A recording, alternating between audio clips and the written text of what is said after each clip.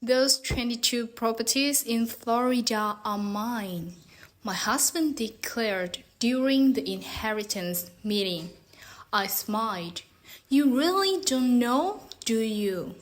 Hi, welcome to her revenge. Take a moment and hear out this story. In the luxurious glass-walled boardroom bathed in cold light, my husband shoved the asset division papers in front of me, curling his lips into a smug smile. Everything is mine now. You're leaving with nothing. His mother sat beside him, her eyes gleaming with triumph, as if they had already won long ago. But I simply adjusted my white suit, hiding a cold smile at the corner of my lips, because no one in that room knew. The person who was truly about to lose everything was not me. Before we begin, I'm so grateful you're here with me today. Drop a comment and tell me, where in the world are you watching from? Your city, your country. I love knowing who's in this community. A quick note. This story contains fictional elements woven in for storytelling and educational purposes. Any similarity to actual names or places is coincidental, but the message it carries is one worth holding on to. Every morning, my husband reminded me that I was nothing. He never said it directly. Marcus was too polished for that, too practiced in the particular art of making someone feel small without leaving fingerprints. It was in the way he looked through me when he walked into a room, the way he spoke over my head to his mother, the way he referred to my job at the county records office as Tegan's little filing hobby whenever his business associates called the house. This particular Tuesday morning was no different. I was standing at the kitchen counter when he came downstairs, already dressed in the charcoal suit he saved for important meetings. He walked past me to the coffee maker without a word, poured himself a cup I had already brewed, and sat down at the far end of the 12-seat dining table that had belonged to my grandmother. He didn't know that. He thought it came with the house. There were a lot of things Marcus didn't know. His mother, Eleanor, was already seated when I carried my own coffee to the table. She had the particular posture of a woman who had spent decades perfecting the appearance of effortless superiority, spine-straight chin, lifted eyes moving over me, the way they might move over a piece of furniture that had been placed in the wrong room. "You're wearing that blouse again," she said. Not a question, a verdict. "Good morning, Eleanor," I said. She turned back to her phone. Marcus was scrolling through emails, one hand wrapped around his coffee mug, the other swiping with the focused intensity he reserved for anything that wasn't me. After a moment, he looked up with the expression I had come to think of as his announcement faced the slight lift of the chin, the preloaded smile. "Got confirmation this morning," he said to his mother rather than to me. "The Meridian Group is moving forward. 3 new properties under management by end of quarter." He leaned back in his chair. "That's another 4 million in assets under our portfolio." Eleanor made a sound of approval. "That's my son." I wrapped both hands around my mug and said nothing. This was the part Marcus enjoyed most, I had learned. Not just the success, but the telling of it. The performance of it in rooms where I was present but functionally invisible. He had been managing 22 luxury residential properties across the Tampa Bay area for nearly 4 years, and in that time, he had spoken about the business at every dinner table, every family gathering, every casual Tuesday morning breakfast, as though he were narrating the rise of an empire. In a way, he was. He just didn't know whose empire it was. "Tegan." He said my name the way someone might say the name of a minor inconvenience. "Weren't you supposed to leave early today? Something about reorganizing file storage at your office?" "I have a regular shift," I said. 8:30. He glanced at Eleanor. A small exchange, barely perceptible. The kind that married couples develop over years, except theirs wasn't the language of partnership. It was the language of shared dismissal. "Right," Marcus said, returning to his phone. "The filing job." I took a sip of coffee. My official title was Records Processing Specialist Level 2 at the Hillsborough County Property Appraiser's Office. I had held the position for 4 years and 8 months, which meant I had 11 weeks left before I reached the 5-year mark stipulated in the trust document my father had drafted the winter before he died. 11 weeks. 47 days, to be precise. I had been counting since the day I signed those papers. Eleanor set down her phone and folded her hands on the table in the way that signaled she was about to say something she had been rehearsing. I spoke with the Hargrove woman yesterday, she said. Her daughter just made senior associate at a firm downtown, youngest in the office. She paused. Some people simply have the drive for real achievement. I looked at her. That's wonderful for her, I said. The silence that followed was the kind Eleanor was skilled at constructing, full of implication, architecturally precise. She had a talent for making statements that required no follow-up because the damage was already done in the original delivery. Marcus pushed back his chair and stood buttoning his jacket. I'll be home late. The Meridian dinner runs until 9. He picked up his phone, his keys, his portfolio. He moved through the kitchen the way he moved through all of it, like a man who owned everything he could see. He paused at the door to the hallway and looked back at me for the first time all morning. Try not to file anything in the wrong drawer today, he said. Then he was gone. Eleanor followed a few minutes later, coffee in hand heels, precise on the marble floors that had been installed by my grandfather in 1989. I sat alone at the long table. Outside the kitchen window, the grounds of the Caldwell estate stretched wide and green in the early morning light. The east garden where Arthur spent his Tuesday mornings. The long drive lined with live oaks that my mother had planted the year I was born. The fountain that my father had imported from a vineyard in Tuscany because my mother had laughed at a photograph of it in a magazine and said it was the most ridiculous thing she had ever seen, and she loved it completely. Marcus thought the fountain was original to the property. He thought a great many things that were not true. I finished my coffee, rinsed the mug, and placed it in the drying rack. Then I picked up my bag from the hook beside the pantry door, checked that the red folder was still inside, and walked to the front entrance. My phone buzzed once as I reached the door. A single message from a number saved under a contact name that looked like a routine calendar reminder to anyone who might glance at the screen. It read, Phase 3 is ready. The loop closes in 47 days. I read it twice. Then I slipped the phone into my jacket pocket, opened the front door, and stepped out into the morning. 47 days. After 5 years, 47 days felt like nothing at all. The drive to the county office took 22 minutes on a good morning. I had made it so many times over the past 4 years and 8 months that my hands knew the route without instruction left on Bayshore, right on Morrison, the long stretch of Kennedy Boulevard, where the live oaks grew close enough to the road that their branches touched overhead and turned the morning light into something cathedral-like and diffuse. I had come to think of those 22 minutes as the only part of the day that truly belonged to me. No Marcus, no Eleanor, no performance required. This particular morning, my mind drifted back the way it often did when the road was quiet and the radio stayed off. 5 years ago, almost to the week. The memory came the way it always did, not in sequence, but in fragments. The smell of my father's steady old wood and leather, and the faint trace of the pipe tobacco he had given up 15 years earlier, but whose ghost still lived in the walls. The sound of rain against the tall windows.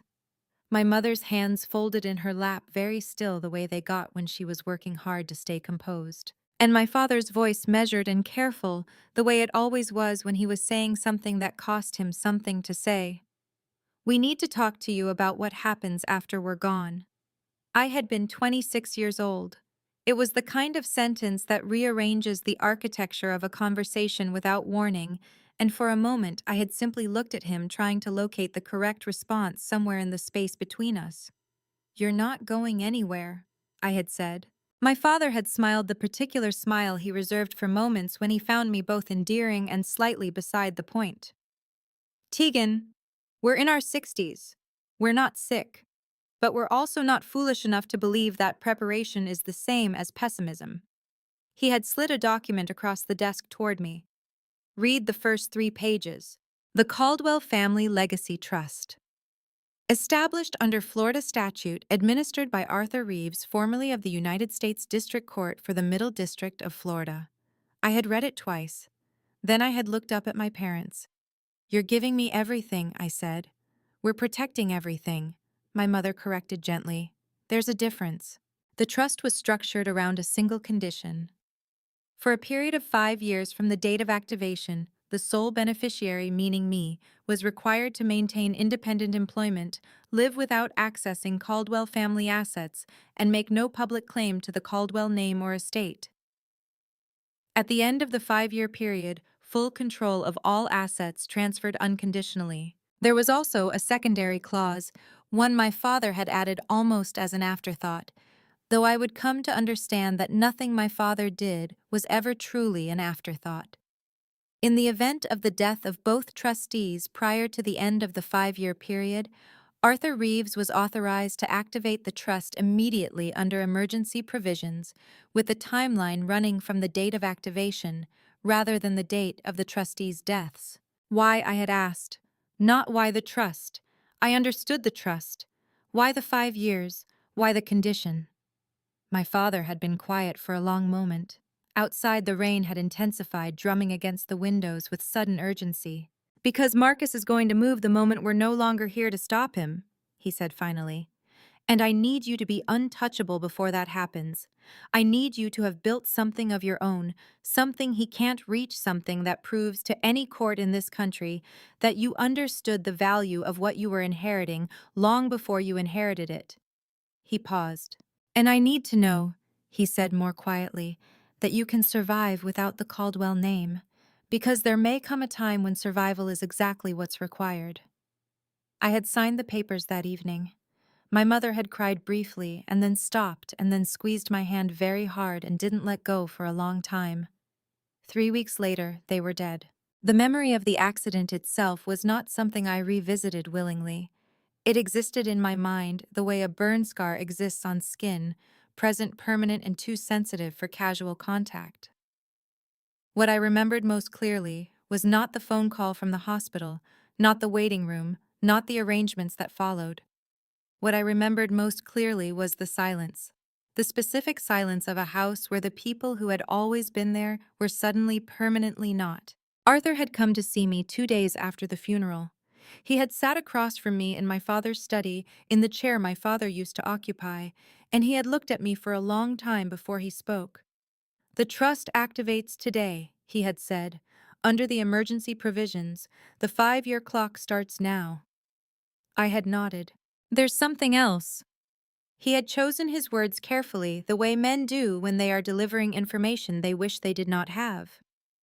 "The accident is being investigated as a standard vehicular incident. The other driver ran a red light. That's the official finding." He paused. "But your father had an automatic backup system on his phone, cloud-based, encrypted. It took me some time to locate the account and considerably longer to work through the security layers he built around it." I had gone very still. "I haven't listened to all of it," Arthur said. "That's not my place. But I listened to enough to know that the night of the accident, your father made a phone call." His voice remained even professional, the voice of a man who had spent decades in courtrooms delivering difficult truths without flinching. "Marcus was on that call, Tegan. He knew what was happening, and he made a choice." The drive to the office, the tunnel of live oaks on Kennedy Boulevard, the morning light coming through in long, angled shafts. I blinked and I was back in the present, both hands on the wheel, the county building visible 2 blocks ahead. I thought about what Arthur had said to me that day, and I thought about the 47 days remaining on the trust clock, and I thought about the red folder in my bag and the USB drive I had not yet opened sitting in the locked drawer of my nightstand at home. Not yet, I had told myself every night for 3 weeks since Arthur had given it to me, not until I was ready. I pulled into the parking lot, turned off the engine, and sat for a moment in the quiet of the car. The clock was still running, and so was I. I picked up my bag and walked into the building where my husband filed his fraudulent paperwork under the name of the wife he believed had nothing to do with the job he had laughed at for nearly 5 years. The irony had never gotten old. There are people in this world who are very good at being liked. Marcus Caldwell was one of them. I had understood this from the beginning. From the first evening he walked into the fundraiser where we met, the way he moved through a crowded room with the specific confidence of someone who had never once doubted his welcome. He was tall, well-dressed, fluent in the language of ambition that certain circles speak exclusively. He laughed at the right moments. He remembered names. He asked questions that made people feel interesting. I had liked him too in the beginning. My father had not. I was pulling up the morning's processing queue at my desk when the memories surfaced the way the uncomfortable ones always did, without invitation and with complete clarity. I had been staring at a property transfer document filed under the name of one of Marcus's shell companies, and something about the particular arrangement of the signatures on the page had taken me back 4 years to a Saturday afternoon in my father's study 3 months before the wedding. My father had asked to meet with Marcus alone. He had not told me what the meeting was about beforehand, and Marcus had not mentioned it afterward until I asked directly. Even then, his answer had been brief and carefully constructed in the way that Marcus constructed most things that made him uncomfortable. "Your father wanted to get to know me better," he had said. Standard future father-in-law territory. It was not until after my parents died, when Arthur and I had spent long evenings going through my father's papers, that I found the notes. My father had kept a legal pad on his desk during important conversations, a habit from his years building the Caldwell portfolio when every meeting had stakes worth documenting. The notes from his meeting with Marcus covered 4 pages in my father's precise architectural handwriting. I had memorized them. The meeting had begun cordially enough. My father had offered coffee. Marcus had accepted. They had talked about the Tampa real estate market, about Marcus's position at the property management firm, where he worked at the time, about his professional ambitions. My father had listened carefully, asked clarifying questions, made his notes. Then he had set down his pen and looked at Marcus directly. "I'd like to speak frankly," my father had written, quoting himself. I told him I had looked into his finances. Marcus's debts, as my father had discovered through channels I preferred not to examine too closely, were significant. Not the ordinary debts of a young professional building a career. Something larger and considerably more dangerous. $3,200,000 owed to a private lending operation out of Miami that operated in the specific gray zone between aggressive finance and organized intimidation. The debt had been accumulating for 2 years, the product of a series of investment decisions that Marcus had described to mutual acquaintances as calculated risks and which had been, by any objective measure, catastrophic losses. The lenders had been patient. Their patience had a deadline attached to it. My father had laid this out plainly, sitting across from the man his daughter intended to marry, and Marcus had not denied it. He had, according to the notes, smiled. "He asked me for a loan," my father had written. The handwriting on this line was slightly different from the rest. The letters pressed harder into the page. 3.5 million. He framed it as a business partnership, an investment in the family's future. My father had declined. Not gently, not with the diplomatic softening that characterized most of his professional refusals. He had declined in the specific language he reserved for situations that required absolute clarity, and then he had gone further. I told him I intended to restructure the family trust. My father had written, in such a way that no asset, no property, no investment account, and no income stream associated with the Caldwell name would ever be accessible to him directly or indirectly, under any circumstances, for as long as he lived. The next line was underlined twice.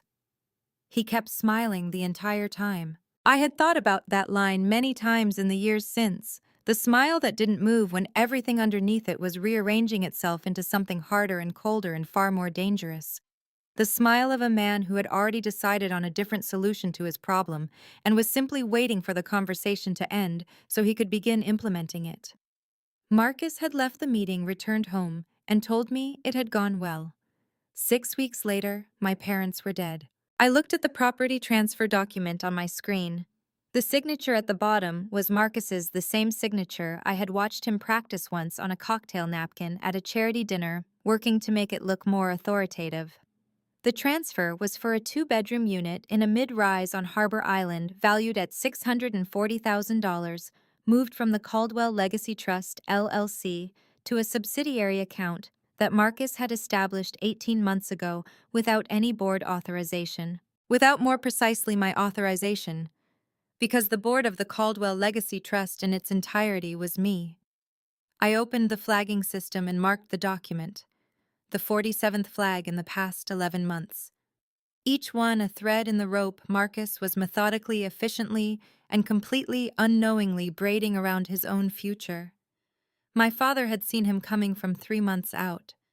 I had simply had 5 years to prepare for the arrival. I saved the file, closed the screen, and reached for my coffee. Through the glass partition of the records office, I could see my colleague Sandra walking toward her desk with a stack of manila folders, nodding good morning at the other staff members as she passed. An ordinary Tuesday morning at the county property office. My phone buzzed. A message from a number I recognized as one of the forensic accounting firm's secure lines. Monthly summary attached. Total documented misappropriation to date, $412,600. Breakdown by transaction in the attached file. $412,000. I thought about my father's notes, the smile that hadn't moved. I thought about the deadline 47 days out, when the trust clock expired, and every protection my father had built would become finally and completely mine to use. I put the phone face down on the desk and went back to work. Arthur Reeves had been tending the east garden of the Caldwell estate for 11 months. This was by any reasonable measure an unusual arrangement for a man who had spent 23 years on the federal bench and had once sentenced a sitting state senator to 14 years for racketeering. But Arthur had always maintained that the law at its best was simply a system for protecting people who could not protect themselves, and that the tools available for that protection were considerably broader than most people assumed. When he had proposed the arrangement, I had looked at him for a long moment across the table in his downtown office. "You want to be my gardener," I had said. "I want to be present," he had said, "close enough to observe, invisible enough to be underestimated." He had paused. "Marcus won't look twice at an old man with a rake. People like Marcus never do." He had been right about that. It was a Tuesday, 6 days after the morning of the breakfast, and I came home from the office to find Arthur exactly where I expected to find him, crouched near the low stone wall that bordered the east garden, doing something methodical and unhurried to a row of gardenias that my mother had planted the spring before she died. He was wearing the wide-brimmed canvas hat he favored for afternoon work, and his hands moved through the soil with the practiced patience of someone who had long since made peace with tasks that could not be rushed. Marcus's car was not in the drive. He had a dinner meeting with the Meridian Group that would run until 9, which meant we had the better part of 3 hours. I changed out of my work clothes, poured 2 glasses of iced tea, and walked out through the back door. Arthur looked up when he heard the screen door and accepted the glass without comment. He took a long drink, set it on the wall beside him, and went back to the gardenias. "Eleanor was watching from the upstairs window when I arrived," he said without looking up. "She watched for about 12 minutes and then lost interest." "She usually does," I said. "She thinks you're the most boring person on the property."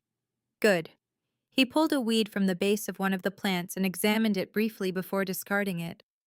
"How was the office?" This was how we spoke to each other when we were outside in the open, within theoretical earshot of whoever might be passing. The words were about nothing. The information was in the pauses, the particular emphasis, the things said between the lines of ordinary conversation. "Quiet," I said. "I flagged another transfer this morning, Harbor Island Unit, 640. Arthur nodded slowly, the way he nodded when he was filing information away rather than responding to it. "He's accelerating," he said. "The monthly total for the past 30 days is 340,000. I kept my expression neutral. "That's the highest single month yet." "He's under pressure." Arthur moved along the row of gardenias unhurried. "The Miami creditors have been in contact again. One of my sources confirmed it last week. They've extended the deadline twice already. They won't extend it a third time." I looked out across the garden. The late afternoon light was coming in low and golden through the live oaks along the property line, the kind of light that made everything look more peaceful than it was. "He's stealing faster because he's running out of time," I said. "Yes." Arthur straightened up slowly, one hand on his lower back, performing the careful movements of an old man for the benefit of anyone who might be watching. "Which means he's also making mistakes faster."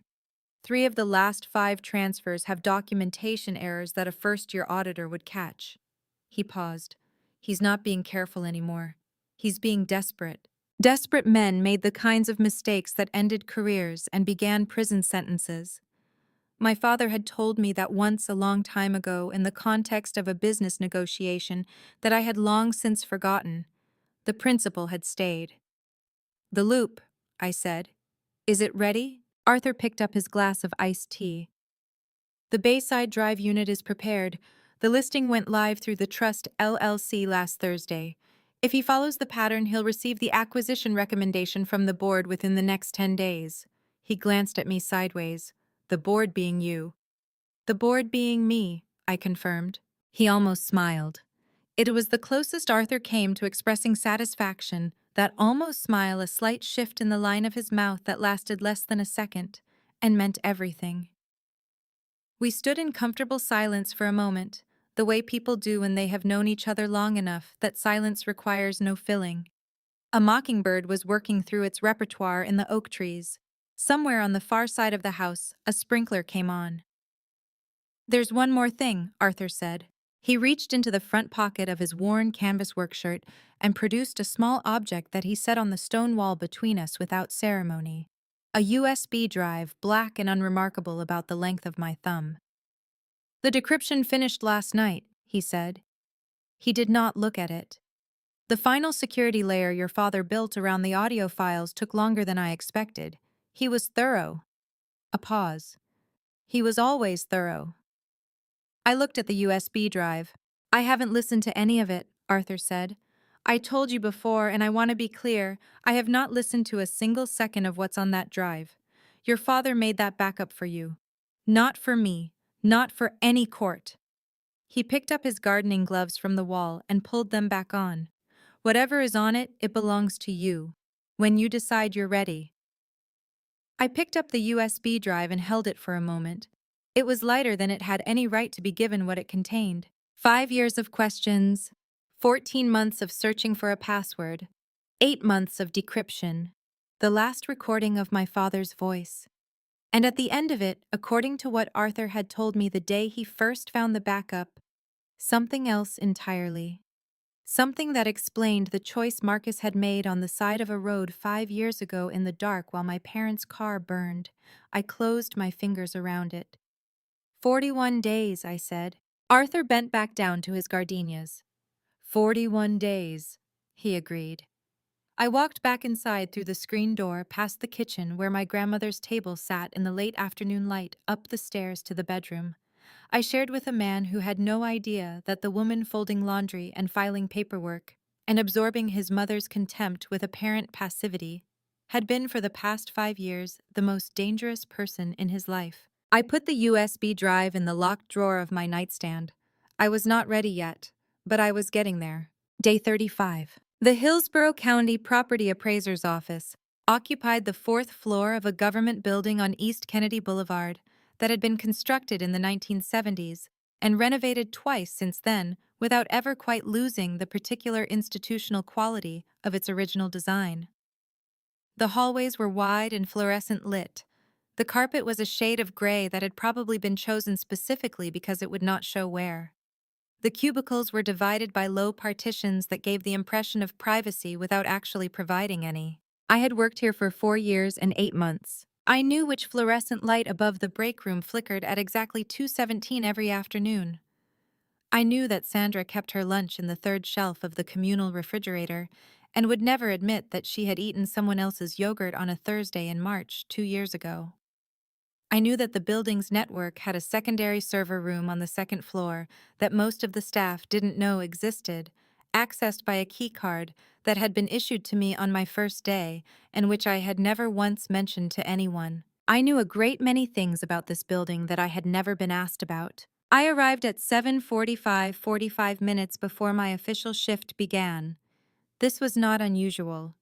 I was known in the office as someone who kept early hours and quiet habits, the kind of employee who generated no friction and required no management. Sandra had once described me to a new hire as the most reliable person in the building. Honestly, you wouldn't believe it. She had meant it as a compliment. She had no idea how precisely accurate she was. I logged into my primary workstation and processed the morning queue: 14 property transfer documents, 2 assessment appeals, 1 subdivision plat requiring cross-referencing with the county GIS database. Standard work handled efficiently, filed correctly. I was done by 9:15. Then I opened the secondary application. It ran in a window that looked to anyone glancing at my screen like a standard document management interface, the kind of thing records processors use dozens of times a day. The window was not, however, connected to the county's document management system. It was connected to a private encrypted server that Arthur had helped me establish through a data security firm in Atlanta 2 years ago, accessible only through a rotating authentication code that changed every 72 hours. The email account it contained was registered to a domain that did not exist in any public directory: cltdashboard@caldwelllegacytrust.com. I had been the sole operator of this account for 3 years and 4 months. I pulled up the draft I had been composing over the past week and read through it one final time. The language was formal, precise, the specific register of institutional authority that I had learned from watching my father run his business for the better part of my childhood. Brief, direct, unambiguous. To Marcus Caldwell, Chief Operations Officer, from Caldwell Legacy Trust Board of Directors, Reacquisition Directive, Bayside Drive Property. Following a review of current portfolio performance and market conditions in the South Tampa corridor, the board has identified an acquisition opportunity consistent with the trust's growth objectives. Please review the attached property summary for 1847 Bayside Drive and prepare a formal recommendation within 10 business days. Standard acquisition protocol applies. Board approval will be expedited upon receipt of recommendation. There was no signature beyond the board designation.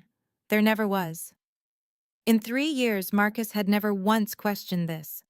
He had never asked to speak to a board member directly, never requested a meeting, never pushed for any personal contact beyond the email correspondence. This was not, I had come to understand, because he was incurious. It was because the arrangement suited him. A faceless board that trusted his judgment and never looked too closely at his methods was precisely the kind of oversight he preferred. He had no idea that the oversight had been looking very closely indeed from the very beginning. I sent the email at 9:22 in the morning. The response came at 11:47 while I was eating lunch at my desk. Thank you for the directive. I have reviewed the Bayside Drive summary and will prepare the formal recommendation by end of week. Initial assessment is highly favorable. This property represents an excellent fit with current portfolio strategy. Best, Marcus Caldwell, C.O. O. Caldwell Legacy Trust Management. I read it twice. He had written current portfolio strategy, as though he had one, as though the strategy were something he had developed and owned, rather than something he was executing on behalf of a beneficial owner he had never met and would never, in the version of events he had constructed for himself, ever need to meet. The Bayside Drive property was a 2-bedroom, 2-bathroom condominium on the 14th floor of a building 2 blocks from the waterfront. It had been listed under the Caldwell Legacy Trust, LLC 3 weeks ago, at a price point specifically calibrated to be attractive to someone looking to make a quick acquisition with untracked funds. The unit was real. The listing was legitimate. Everything about it was completely genuine, including the fact that it was already mine. I had owned it since 2021 when I had purchased it as part of a portfolio expansion using trust income that Arthur had managed on my behalf. It was Unit 1407, assessed at $890,000, generating $4,200 a month in rental income from a tenant named Dr. Patricia Ewan, who paid on time every month and had never once been late. Marcus was about to recommend that the Caldwell Legacy Trust acquire a property that the Caldwell Legacy Trust already owned. He was going to use embezzled funds from the Caldwell Legacy Trust operating account to do it. He was going to submit the transaction paperwork to the Hillsborough County Property Appraiser's Office for processing, and I was going to be the one who processed it. I closed the encrypted application, cleared the authentication session, and finished my lunch. Through the glass partition, Sandra was walking back from the break room with a mug of coffee and a small packet of crackers, moving with the comfortable, unhurried rhythm of someone who had nowhere more urgent to be. She caught my eye through the glass and gave a small wave. I waved back. At 3:45, I sent a single encrypted message from my personal phone. It read, "He took the bait. Be ready." The response came back in under 2 minutes. "Ready. Standing by." I put the phone in my desk drawer and went back to work.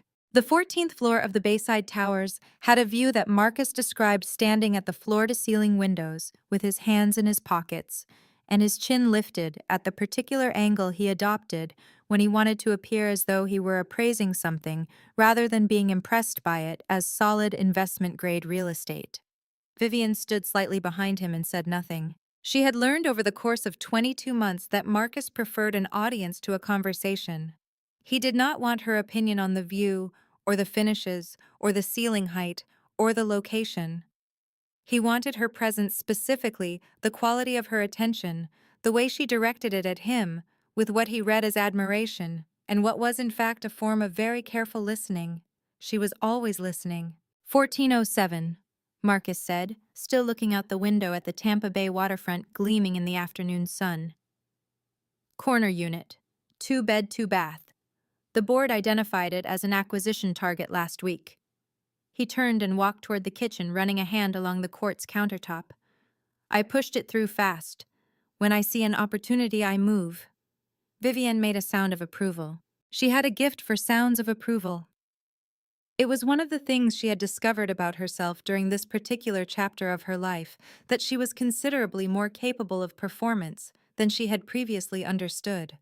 She had been, before all of this, a fairly ordinary person. A marketing coordinator at a mid-size hotel group, quietly drowning in a debt that had started as a business loan for a venture that failed and had grown through a combination of compounding interest and her own inability to look at numbers that frightened her into something that controlled her sleep and her appetite. And the first 30 seconds of every morning when she woke up and remembered. And then Tegan had sat down across from her at a corner table in a coffee shop on Bayshore Boulevard and placed a folder on the table between them. The memory surfaced the way it often did when Vivian found herself in Marcus's orbit, a kind of internal recalibration, a reminder of the actual coordinates of the situation. The folder had contained a complete accounting of her debt. Principal interest fees, the name of the lending company, the payment schedule, the consequences of default, as outlined in the fine print of a contract Vivian had signed without reading carefully enough. Tegan had presented it without drama, without any indication of how she had obtained it, without anything other than a kind of measured directness that Vivian would come to recognize as the woman's fundamental mode of operation. "I know this is your situation," Tegan had said. "I'm not here to threaten you with it. I'm here to offer you a way out of it." Vivian had looked at the folder for a long moment. Then she had looked at Tegan. "What do you need from me?" she had asked. What Tegan needed, as it turned out, was relatively straightforward. Vivian was to allow Marcus to believe that their relationship was developing naturally, which it more or less was, since Marcus had pursued her with the focused intensity he brought to most acquisitions. She was to encourage gently, and without appearing to encourage his tendency toward financial recklessness. She was to document thoroughly and consistently everything he said to her about money, about the properties, about his plans. "I'm not asking you to destroy him," Tegan had said. "I'm asking you to let him destroy himself. He'll do it either way. I just need a witness." Vivian had agreed. She had not expected in the months that followed to find the work as straightforward as it turned out to be. Marcus required very little encouragement in any direction. He was a man who had spent his entire adult life telling himself a particular story about who he was, a story in which he was the protagonist of considerable talent who had been underestimated by the wrong people and was in the process of correcting that error on a large scale. All Vivian had to do was listen to the story. She listened now as Marcus walked her through the kitchen, the living room, the master bedroom with its view of the water. "I'm putting this one in my name," he said, which was not entirely true, but was the version of the transaction he had chosen to believe. As a personal investment, the board will formalize it through the LLC, but the beneficial ownership stays with me. He had explained this reasoning to Vivian twice before, each time with slightly different emphasis, as though he were testing the architecture of the justification to see where it held and where it didn't. This was, she had come to understand how Marcus processed his own moral flexibility, not by confronting it, but by narrating it in terms that made it sound like strategy. This place is worth almost 900, he said. I'm getting it for 850 through the trust account. He turned to her with the smile he used when he wanted someone to understand that they were in the presence of someone exceptional. That's how this works, Viv. You understand the system, you know where the leverage is, you move before anyone else sees the opportunity. You're remarkable, Vivian said. She meant it in a way. The capacity for self-delusion at this scale was objectively remarkable. Marcus pulled out his phone and made a call. She heard him confirm a wire transfer quote, an account number she recognized as the Caldwell Legacy Trust operating account, authorize a payment of $850,000 for the acquisition of Unit 1407 at 1847 Bayside Drive. The money would leave the trust operating account.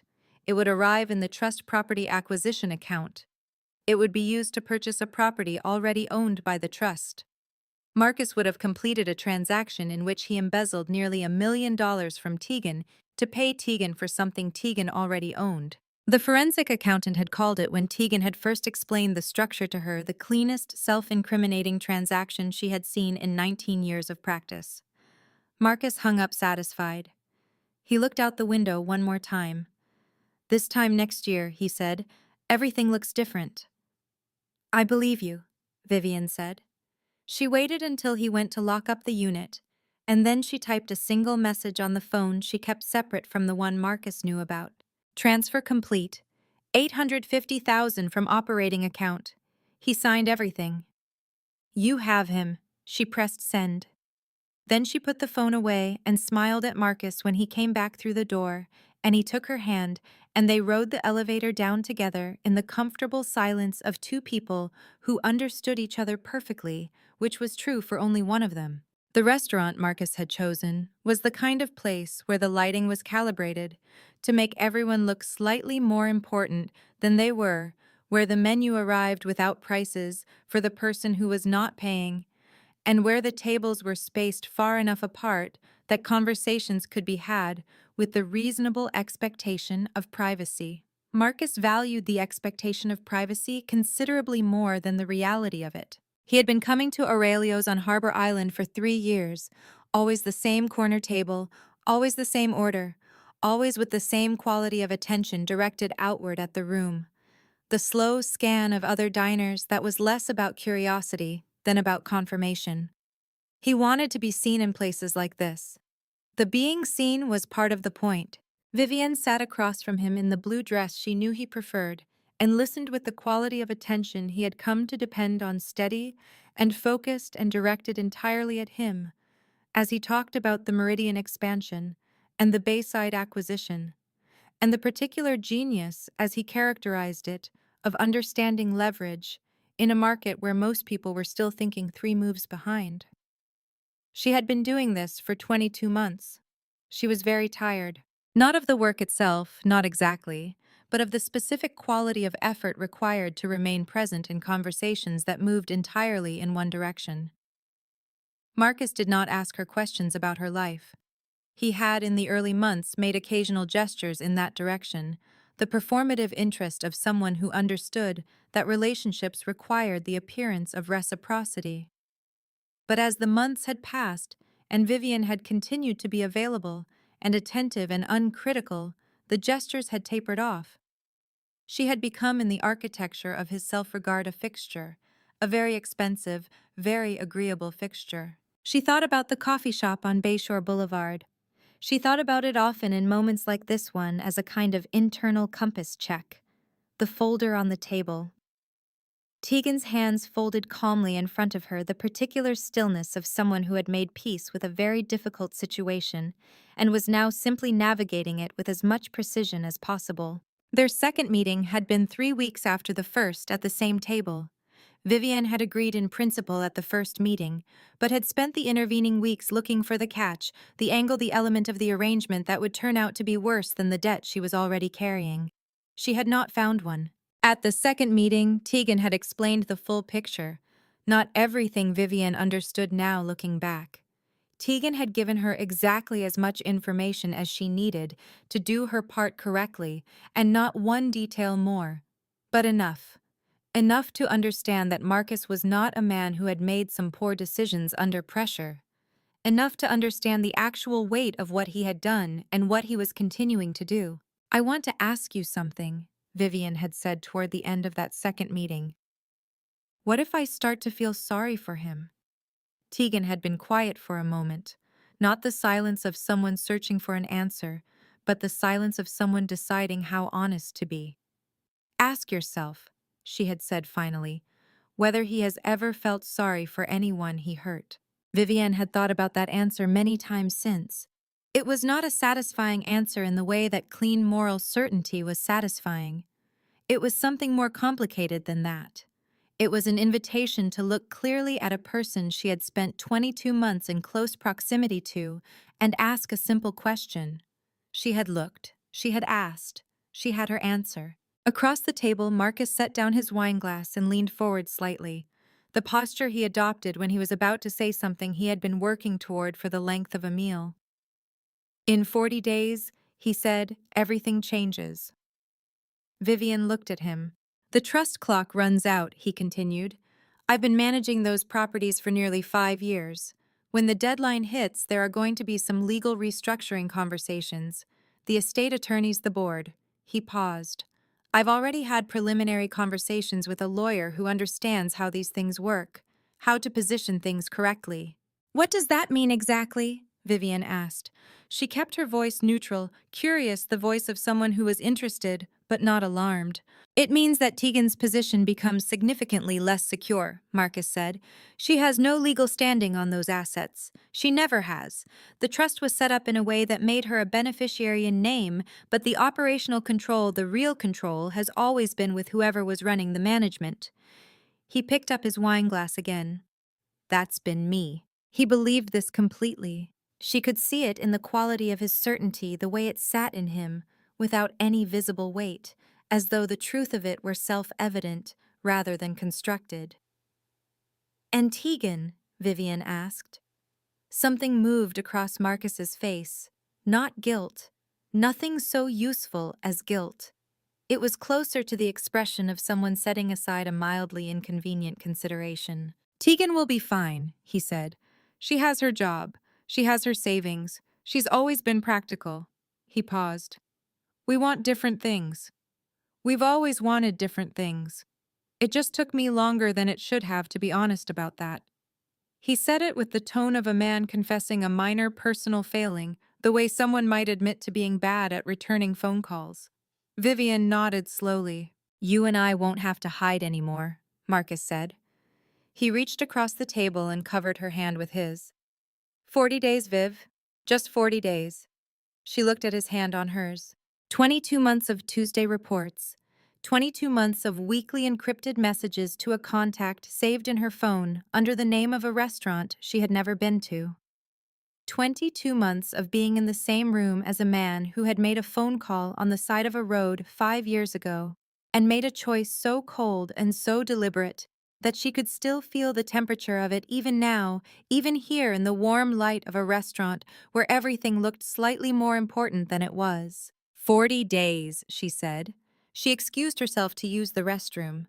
In the third stall from the left, she took out the secondary phone and typed a message. "He's planning to make his move at the deadline. He has a lawyer. He believes he has operational control."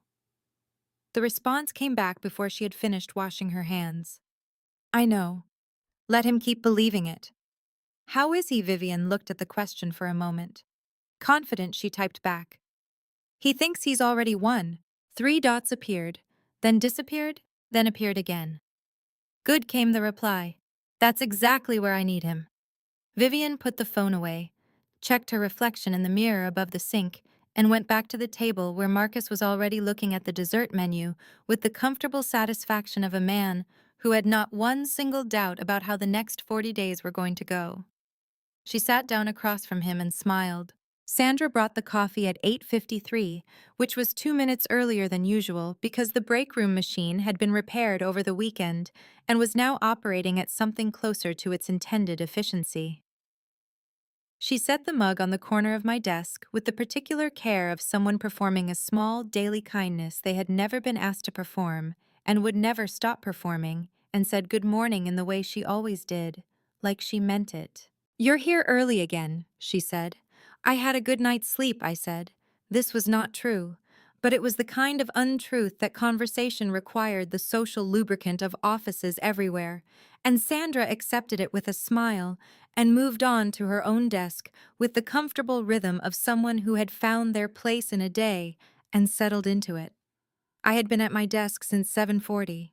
The morning queue was lighter than usual, 11 documents rather than the standard 14 to 16, and I processed them efficiently and without particular interest. A residential property transfer in Carrollwood.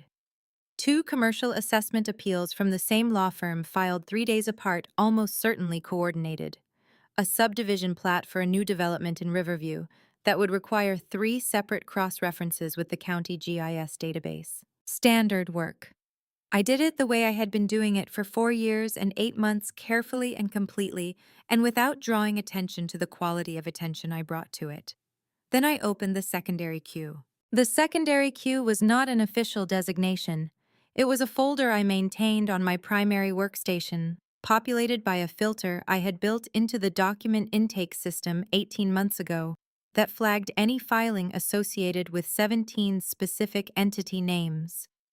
The entity names corresponded to the various LLC's subsidiaries and operating accounts that Marcus had established over the course of his management tenure, some of them legitimate structures within the Caldwell Legacy Trust framework, and some of them considerably less so. The filter had been flagging an average of 3 to 5 documents per week.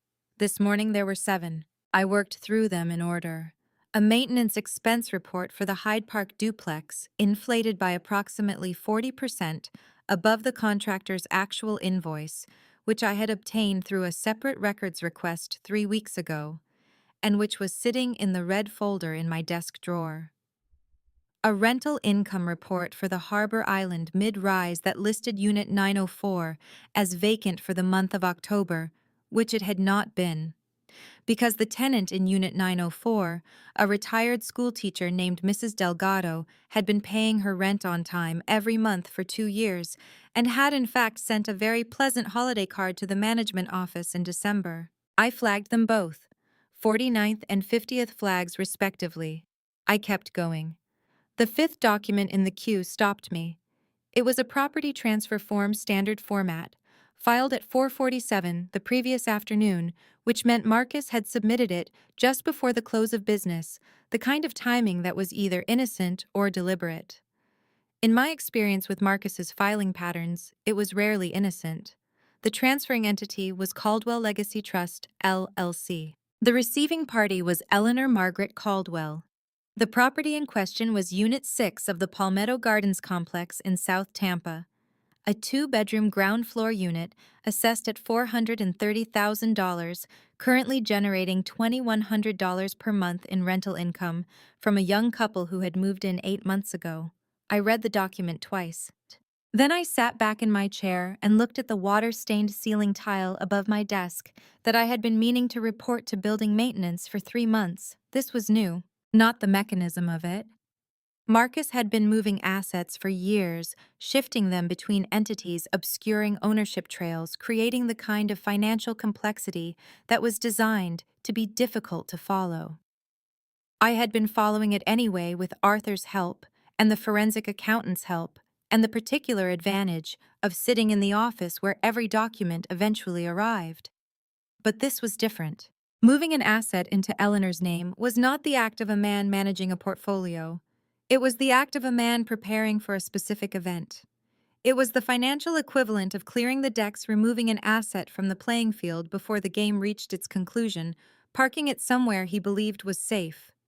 He was getting ready. The deadline was 21 days away, and Marcus was moving pieces into position the way someone does when they believe they understand the board and have already calculated the endgame.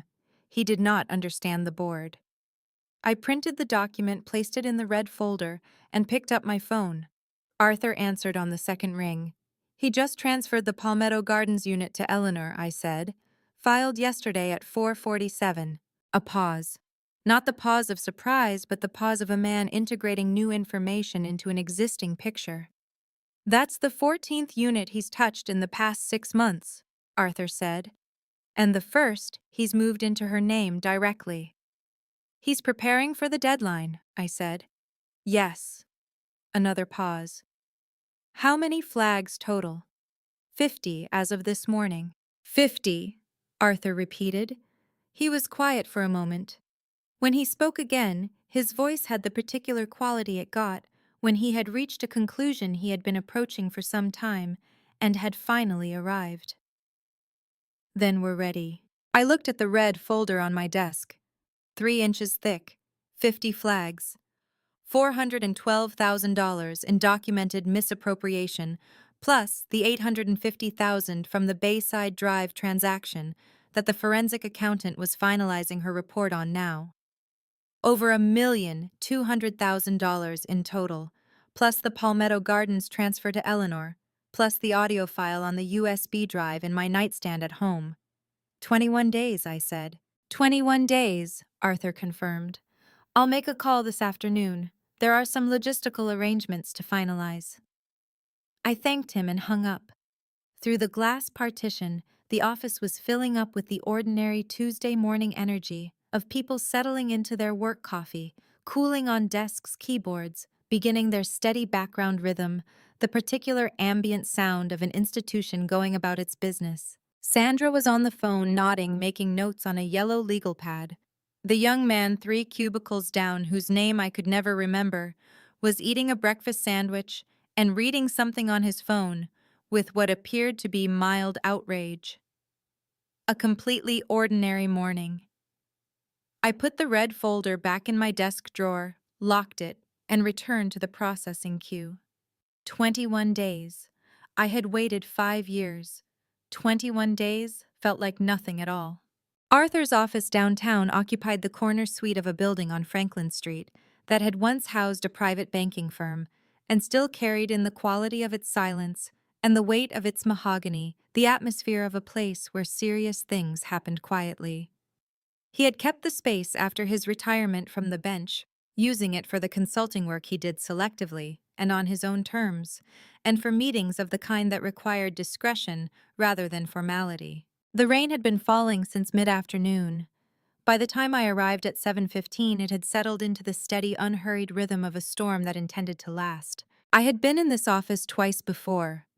Once, 8 years ago, when my father had brought me to meet Arthur for the first time, introducing him as the man who would one day be responsible for making sure the right things happened correctly. Once 2 years after that, when Arthur and I had sat across from each other the week after my parents died and he had told me the trust clock was starting.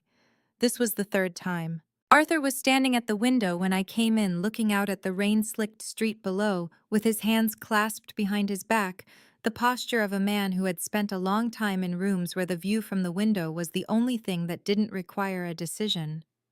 He turned when he heard the door and gestured toward the chair across from his desk. I sat. He sat. Between us on the desk was a manila folder, a legal pad with handwritten notes, and the object I had been told about on the phone that afternoon, but was seeing for the first time now. A smartphone in a cracked protective case.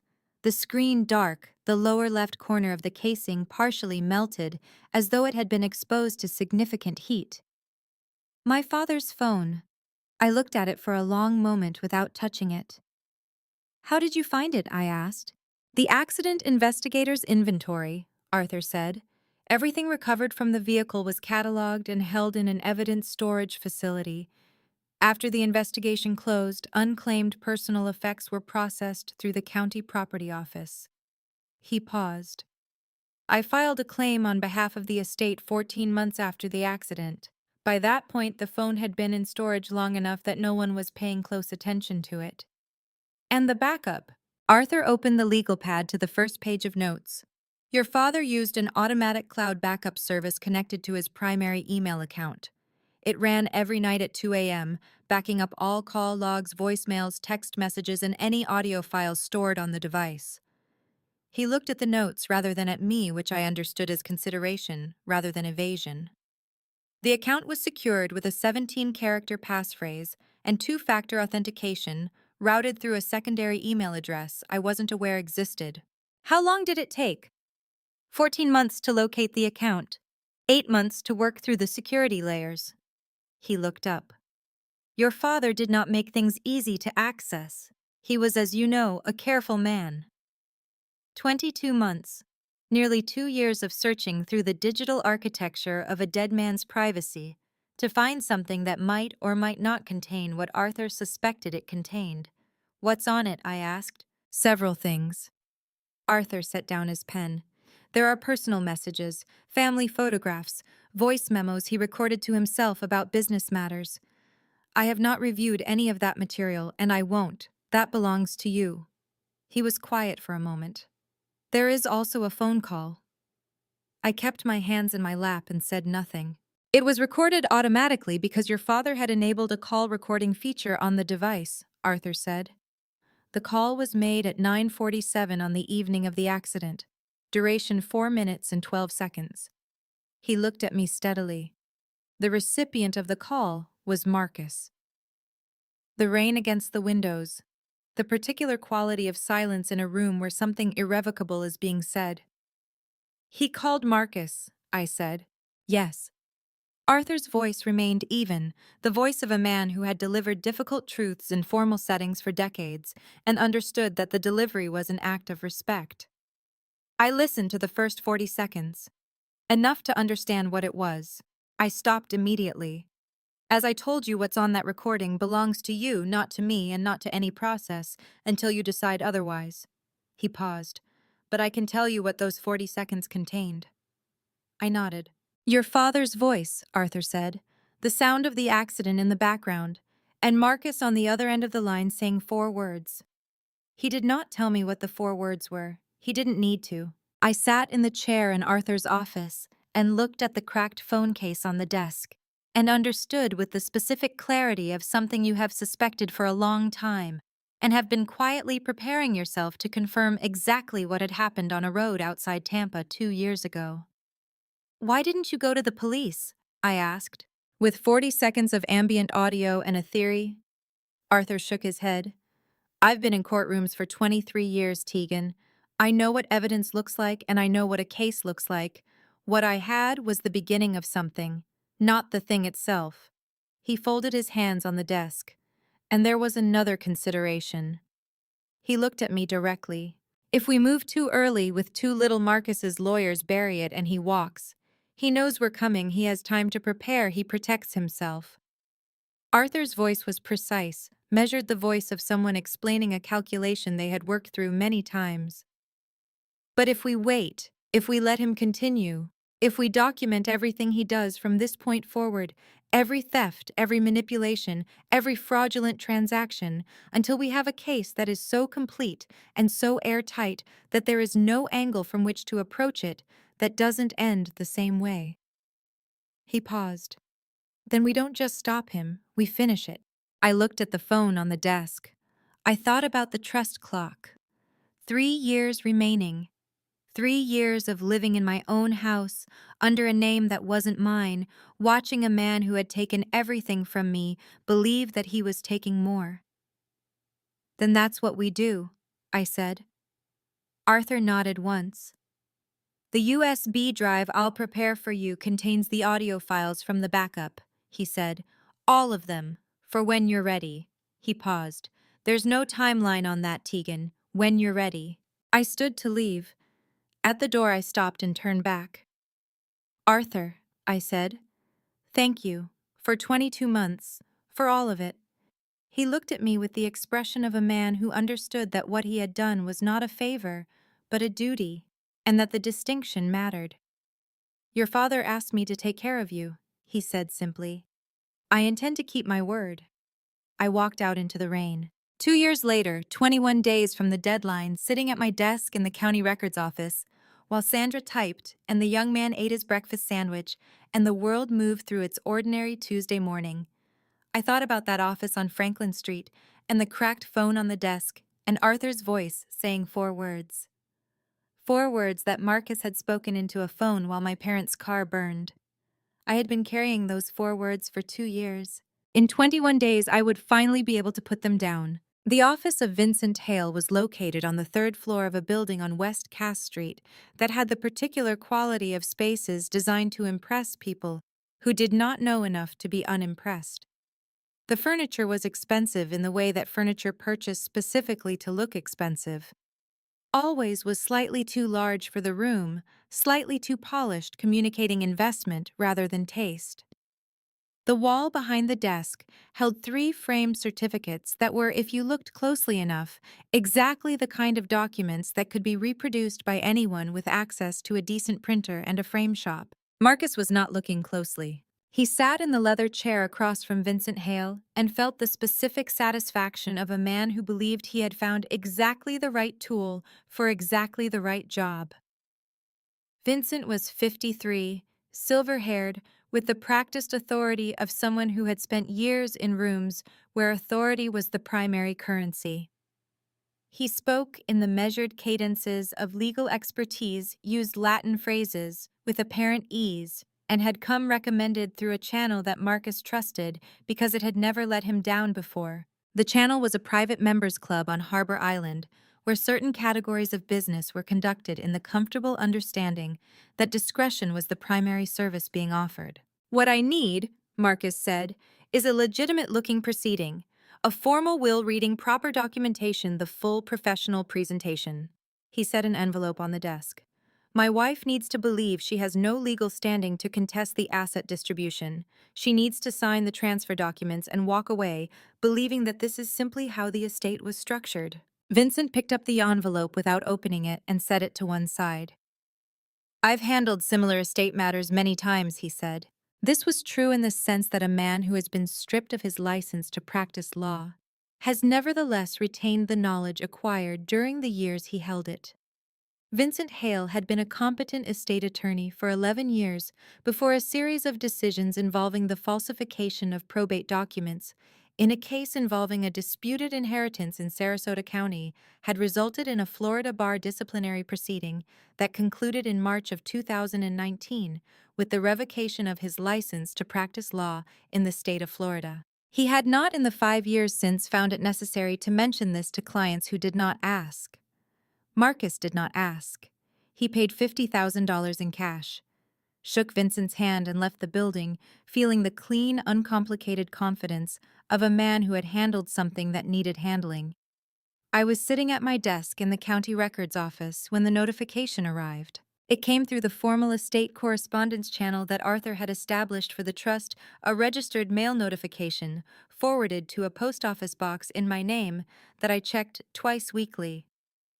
The envelope was cream-colored, the return address a suite number on West Cass Street, the contents a single page on letterhead that identified the sender as Vincent R. Hale, attorney at law, with a Florida bar number printed in the upper right corner. The letter was a formal notification of an estate proceeding regarding the Caldwell Family Trust assets scheduled for a date 14 days from now at an address in downtown Tampa, and requesting the presence of all interested parties. I read it twice. Then I typed the Florida bar number into the attorney search function of the Florida Bar Association's public database, which I had access to through the county's legal research portal, and pressed search. The result appeared in under 3 seconds. Vincent Robert Hale, licensed September 2008. Status revoked. Effective date March 14, 2019. Reason: disciplinary action, falsification of probate documents. I looked at the screen for a moment. Then I looked at the letterhead again, at the bar number printed with such confidence in the upper right corner, at the formal language of the notification, at the careful architecture of legitimacy that Marcus had paid $50,000 to construct. He had hired a disbarred attorney to preside over a fraudulent estate proceeding designed to strip me of assets I had legally owned for 5 years. There was a quality to this particular discovery that I had not entirely anticipated. Not surprise exactly. Marcus's judgment had never been the thing I most feared about him. What I had feared was competence, the possibility that beneath the arrogance and the self-regard, there was genuine strategic ability that might have produced a version of this situation I had not prepared for. But this was not that. This was a man who had not checked the professional standing of the lawyer he was paying $50,000 to legitimize his fraud. I picked up my phone and sent a message to Arthur.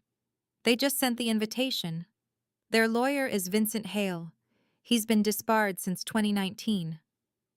The response came back in 40 seconds. I know who Vincent Hale is. This is actually better. I'll be there. And Tegan, one more thing. Wear something that makes you feel like yourself.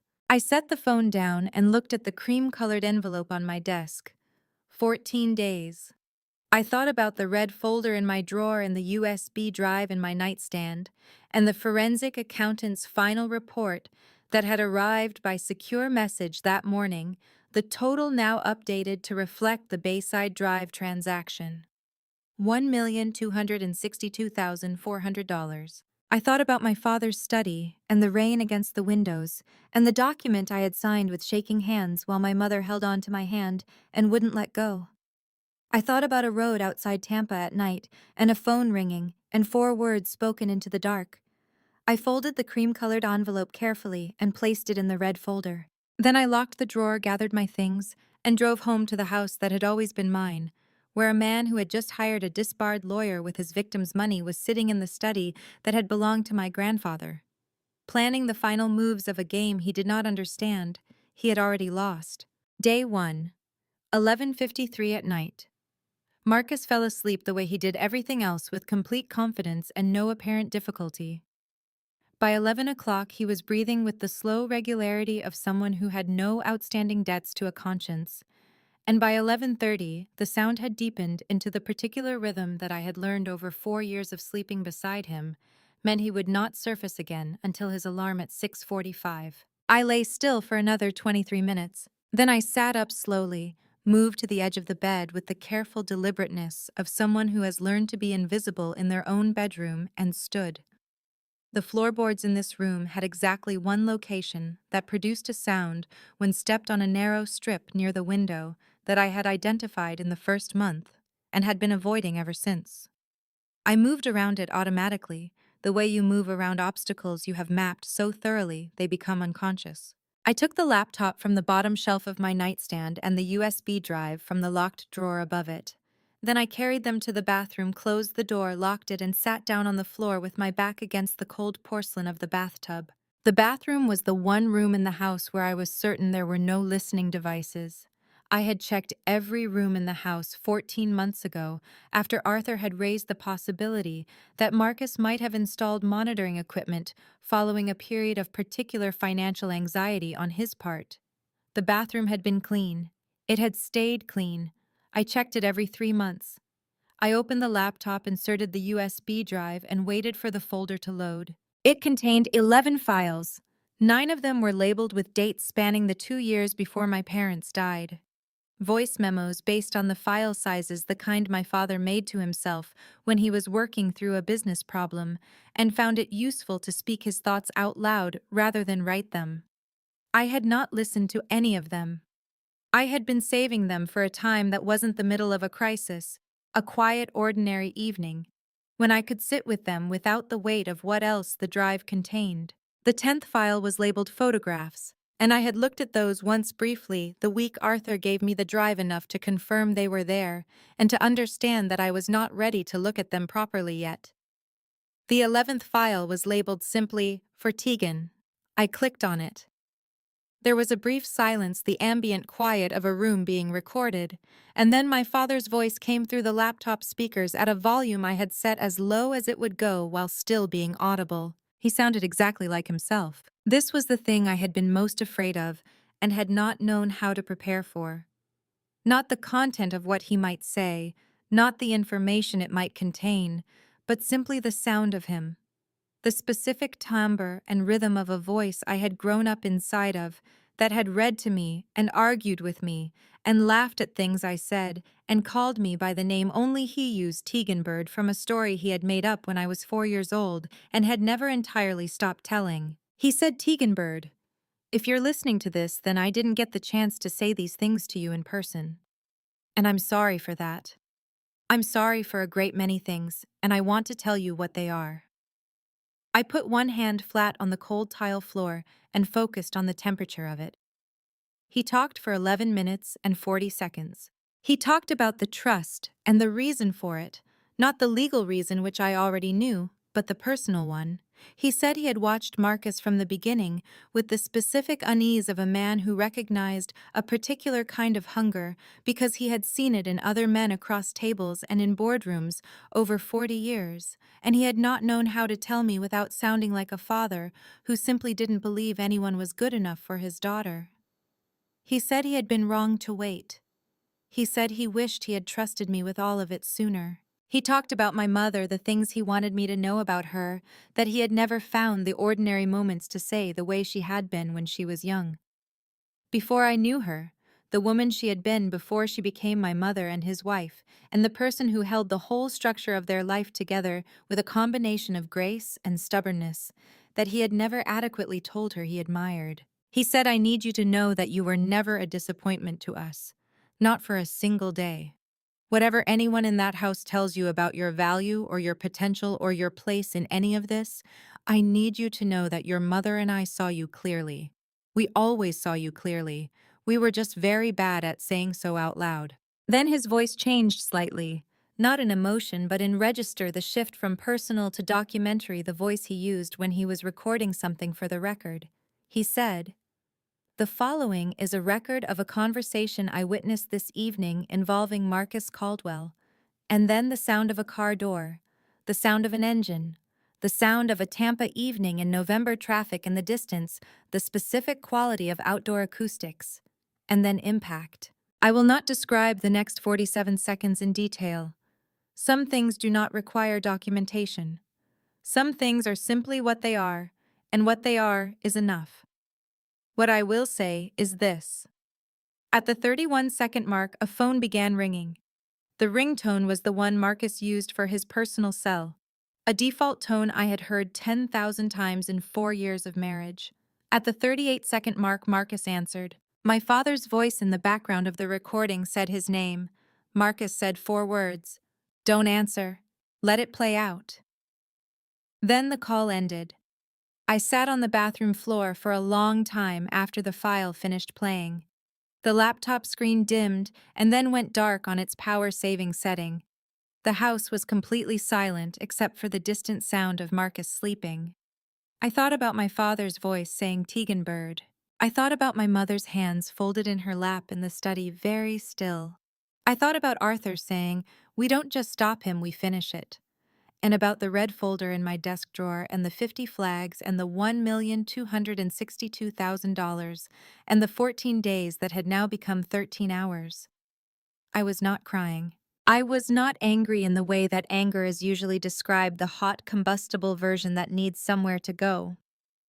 What I felt was something colder and more structural than that something that had been building for 5 years and had finally quietly finished being built. I ejected the USB drive, closed the laptop, and sat in the dark for another few minutes. Then I stood up, unlocked the bathroom door, and went back to bed. Marcus was still sleeping. I lay on my side, facing the window, watching the light from the street lamp outside move through the curtains in the slight breeze, and I thought about the morning. Tomorrow I would wear the white suit. Tomorrow it ended. The deadline, 6:14 in the morning. I had not slept after returning to bed. This was not insomnia in the ordinary sense, the restless cycling of an anxious mind through the same loops of worry. It was something closer to the opposite of that, a kind of stillness so complete that sleep felt unnecessary, as though whatever sleep was supposed to accomplish had already been accomplished by some other process. I had lain on my side watching the light change through the curtains, the slow transformation from the sodium yellow of the street lamp to the gray blue of pre-dawn, to the thin pale gold of early morning. and I had felt each degree of that change with the particular attention of someone who understands they are watching something for the last time. The last morning in this room, Marcus's alarm went off at 6:45. I was already in the bathroom. I had been standing at the mirror for roughly half an hour by that point, not in the way of someone trying to make a decision, but in the way of someone who has already made every decision and is simply taking a moment before the day begins to be certain they remember who they are. The face in the mirror was 31 years old. It had learned over the course of 5 years to arrange itself in the particular neutral expression that Marcus and Eleanor read as passivity, and which was in fact something considerably more deliberate than that. It was the face of someone who had understood very early that the most dangerous thing she could do in this house was let anyone see what she was thinking. It had served its purpose. Today it could rest.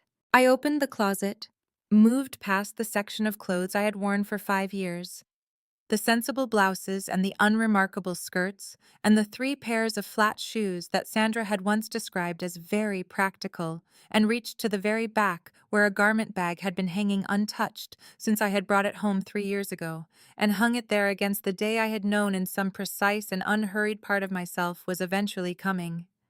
I unzipped the garment bag. The suit was white.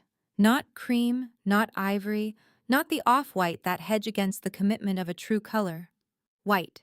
A structured blazer and straight-leg trousers in a fabric that held its line without effort, with a quality of tailoring that came from a shop on Henderson Boulevard, where I had walked in one afternoon 3 years ago and spent 40 minutes with a woman named Christine, who had measured me carefully and asked no unnecessary questions, and produced 6 weeks later something that fit as though it had been made for the specific occasion of a day I had not yet told anyone about. I dressed carefully. When I was done, I stood in front of the mirror again and looked at myself for a moment. This, I thought, was what I actually looked like. Marcus knocked on the bathroom door at 7:03. Tegan. His voice had the compressed impatience of someone who had somewhere to be, and had calculated correctly that I would require reminding of this. We need to leave by 8:30. Don't make this take longer than it needs to. I'll be ready, I said. I heard him move away down the hallway, the particular rhythm of his footsteps on the hardwood, that I had memorized the way you memorize anything you have lived with long enough that it becomes part of the ambient texture of your days. I did a final check. The red folder was in my bag, 3 inches thick. 50 flags, $1,262,000 in documented misappropriation, plus the Bayside Drive transaction the forensic accountant had finalized at 11:47 the previous evening, bringing the total to $2,112,400. The certified copies of the 22 property deeds, each bearing my name, and the date, March 15, 2020, were in a separate section of the folder, organized by property address. Arthur's formal documentation of his legal authority as trustee was in a third section notarized and certified by the Middle District Federal Court. My phone showed 3 messages. From Arthur sent at 6:51, already in the building. 2nd floor lobby. Take your time. Everything is in place. From Vivian, sent at 7:02. Ready. Just say the word. From the forensic accountant, sent at 6:38. Final report delivered to Arthur by secure courier this morning as requested. Good luck today. I typed a single reply to each of them. To Arthur, thank you for everything. To Vivian, thank you for everything. To the forensic accountant, thank you for everything. Then I put the phone in my jacket pocket and walked out of the bathroom. Marcus was in the hallway, jacket on, portfolio in hand, projecting the focused energy of a man on the morning of a significant event. He looked at me. His eyes moved from my face to the suit and back again, and something shifted in his expression, not quite unease, but something adjacent to it, the faint register of a thing that doesn't fit the picture he has been carrying. White, he said. Yes, I said. It's a legal meeting, Tegan. Not a... I know what it is, I said. I walked past him to the staircase. Eleanor was already in the front hall when I came down, dressed in the charcoal Chanel she reserved for occasions she considered important. her handbag positioned on her arm with the careful precision of someone who understood that accessories were a form of argument. She looked at the white suit, and her expression completed a brief, unflattering journey before settling into something dismissive. "Interesting choice," she said. "Thank you," I said. I opened the front door and walked out into the morning. The air was clean and cool, the particular quality of a Tampa November morning, before the heat of the day had established itself, and the live oaks along the drive cast long shadows across the gravel in the early light. I walked to the car without looking back at the house. I had been looking at it for 5 years. I had what I needed from it. In the car on the drive downtown, Marcus talked about the meeting with the focused certainty of a man narrating his own victory in advance, the legal structure, the documentation Vincent had prepared, the expected sequence of events. He spoke with the ease of someone who had rehearsed a thing so many times it had started to feel like memory rather than anticipation. I looked out the window at the city moving past and said nothing. There was nothing left to say. We were 3 blocks from the building when my phone buzzed once, a message from Arthur. "He's here. Vincent is here. They're both already upstairs." I put the phone away. 2 blocks. 1. We pulled into the parking structure and Marcus found a space on the second level and turned off the engine and sat for a moment with both hands on the wheel, the posture of someone taking a breath before something significant. He turned to me. "Tegan," he said. There was something in his voice I had not heard before, or perhaps something I was hearing differently this morning, a thin edge beneath the confidence that might have been there for a long time. "Whatever happens in there, I want you to know that I never thought you were nothing. I just thought you were someone who didn't want the things I wanted." I looked at him. "I know exactly what you thought," I said. I got out of the car and walked toward the elevator without waiting for him. What happens next is the moment this entire story has been building toward. Before I take you there, comment 13 below. It's a small thing, but it tells me something important, that you stayed, that you listened, that you're ready for the truth, along with Tegan. Please note portions of this story contain fictional elements designed to serve its educational purpose. If you'd rather not continue, this is the perfect place to pause, but if you're staying, hold on tight. The deadline, 10:02 in the morning. The conference room on the 12th floor had been chosen by Marcus, which meant it had been chosen for effect. It was the kind of room that communicated authority through accumulation. The long mahogany table that seated 12, the framed prints of Florida coastal landscapes, positioned at intervals along the walls. With the regularity of institutional decor, the floor-to-ceiling windows looking out over the downtown Tampa skyline and the distant silver of the bay. The building itself was one of the more expensive addresses in the central business district. The sort of place where serious transactions happen between serious people, and Marcus had reserved the room for 3 hours at a rate I knew from the building's published schedule was $450 per hour. He had paid for it with the Caldwell Legacy Trust operating account. He had paid for the room where he intended to strip me of the Caldwell Legacy Trust with money belonging to the Caldwell Legacy Trust. I noticed this the way I had come to notice all of Marcus's financial decisions over the past 5 years, with a kind of exhausted appreciation for the consistency of the pattern. Marcus and Eleanor were already seated when I arrived. Marcus at the head of the table with the specific placement of a man who had thought carefully about where the head of the table was and made sure to occupy it. Eleanor to his right, with her handbag on the table in front of her like a prop in a scene she had rehearsed. Vincent Hale stood near the windows in a suit that was doing its best arranging papers on the credenza with the focused busyness of someone who needed to appear occupied. The room smelled of fresh coffee and the particular brand of wood polish the building's cleaning service used. Through the windows, a cargo ship was moving slowly across the bay, in the middle distance, unhurried and enormous, going about its business with complete indifference to anything happening on the 12th floor. I took a seat near the door, not at the foot of the table, which was where Marcus had clearly expected me to sit. The position that would have placed the length of the table between us and established spatially the dynamic he had designed the room to communicate. I chose a chair along the side three seats from the end close to the exit, with a clear line of sight to everyone in the room. Marcus looked at this choice and said nothing. Eleanor looked at my suit and said nothing. Vincent cleared his throat and began. He was good at the performance of it, I had to grant him that. Whatever else Vincent Hale had lost in the disciplinary proceeding that ended his career. He had retained the cadences of professional authority, the measured pace of legal language delivered with the confidence of someone who expected to be believed.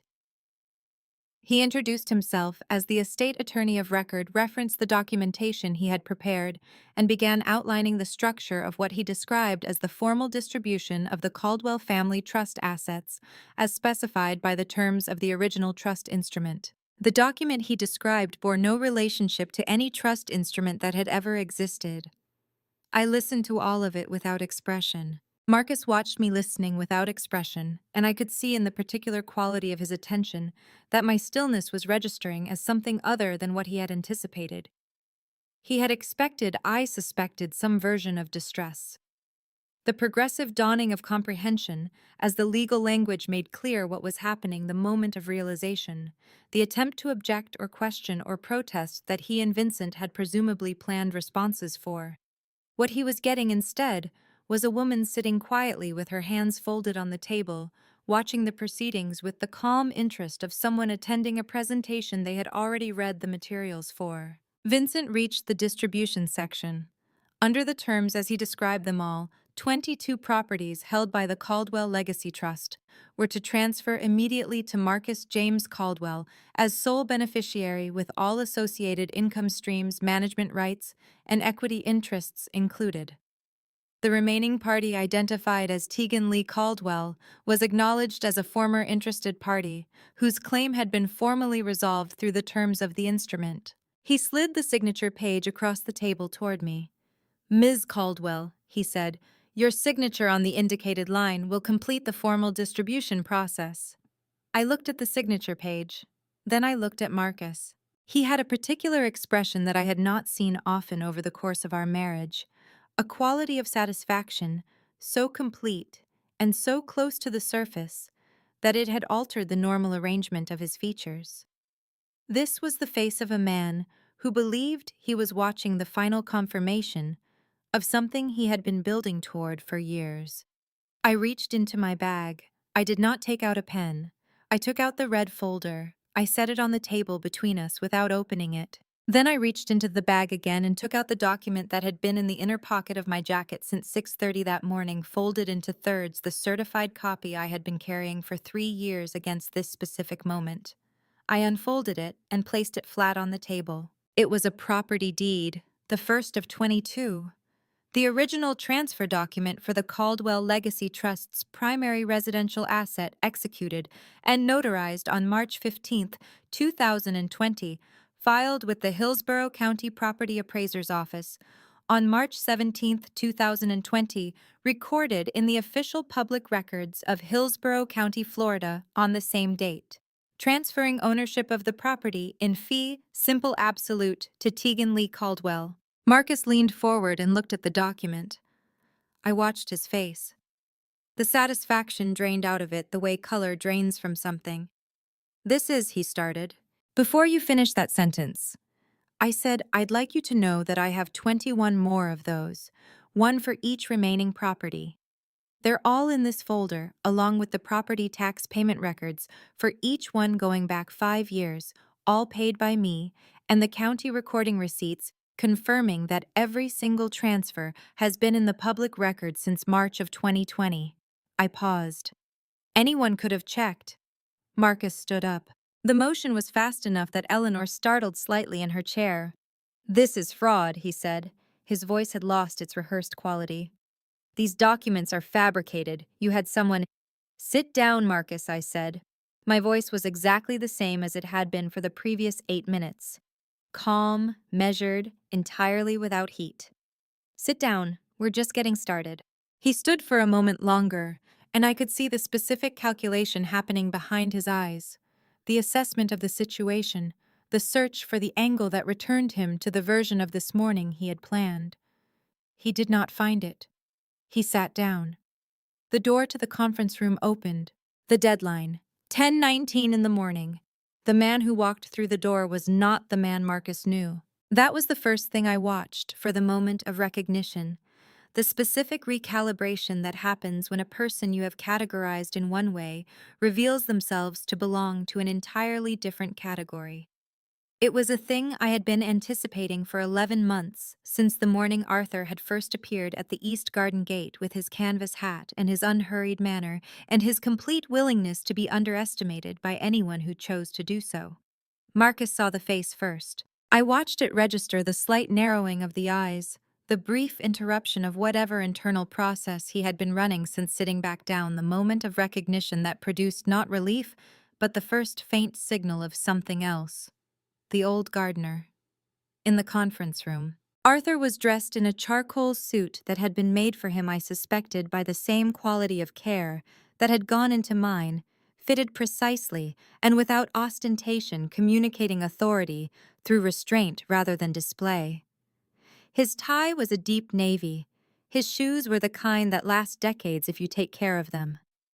On the lapel of his jacket, small and unobtrusive, was the pin he had worn every day of his 23 years on the federal bench, and had continued wearing afterward because, as he had once told me, some things you earn and carry. He walked to the empty chair 2 seats from me, set his briefcase on the table, and remained standing. The room was very quiet. "Good morning," Arthur said. "My name is Arthur James Reeves. I am a former United States District Court judge for the Middle District of Florida, appointed in 1996, retired in 2019 after 23 years of service." He paused to allow this to settle.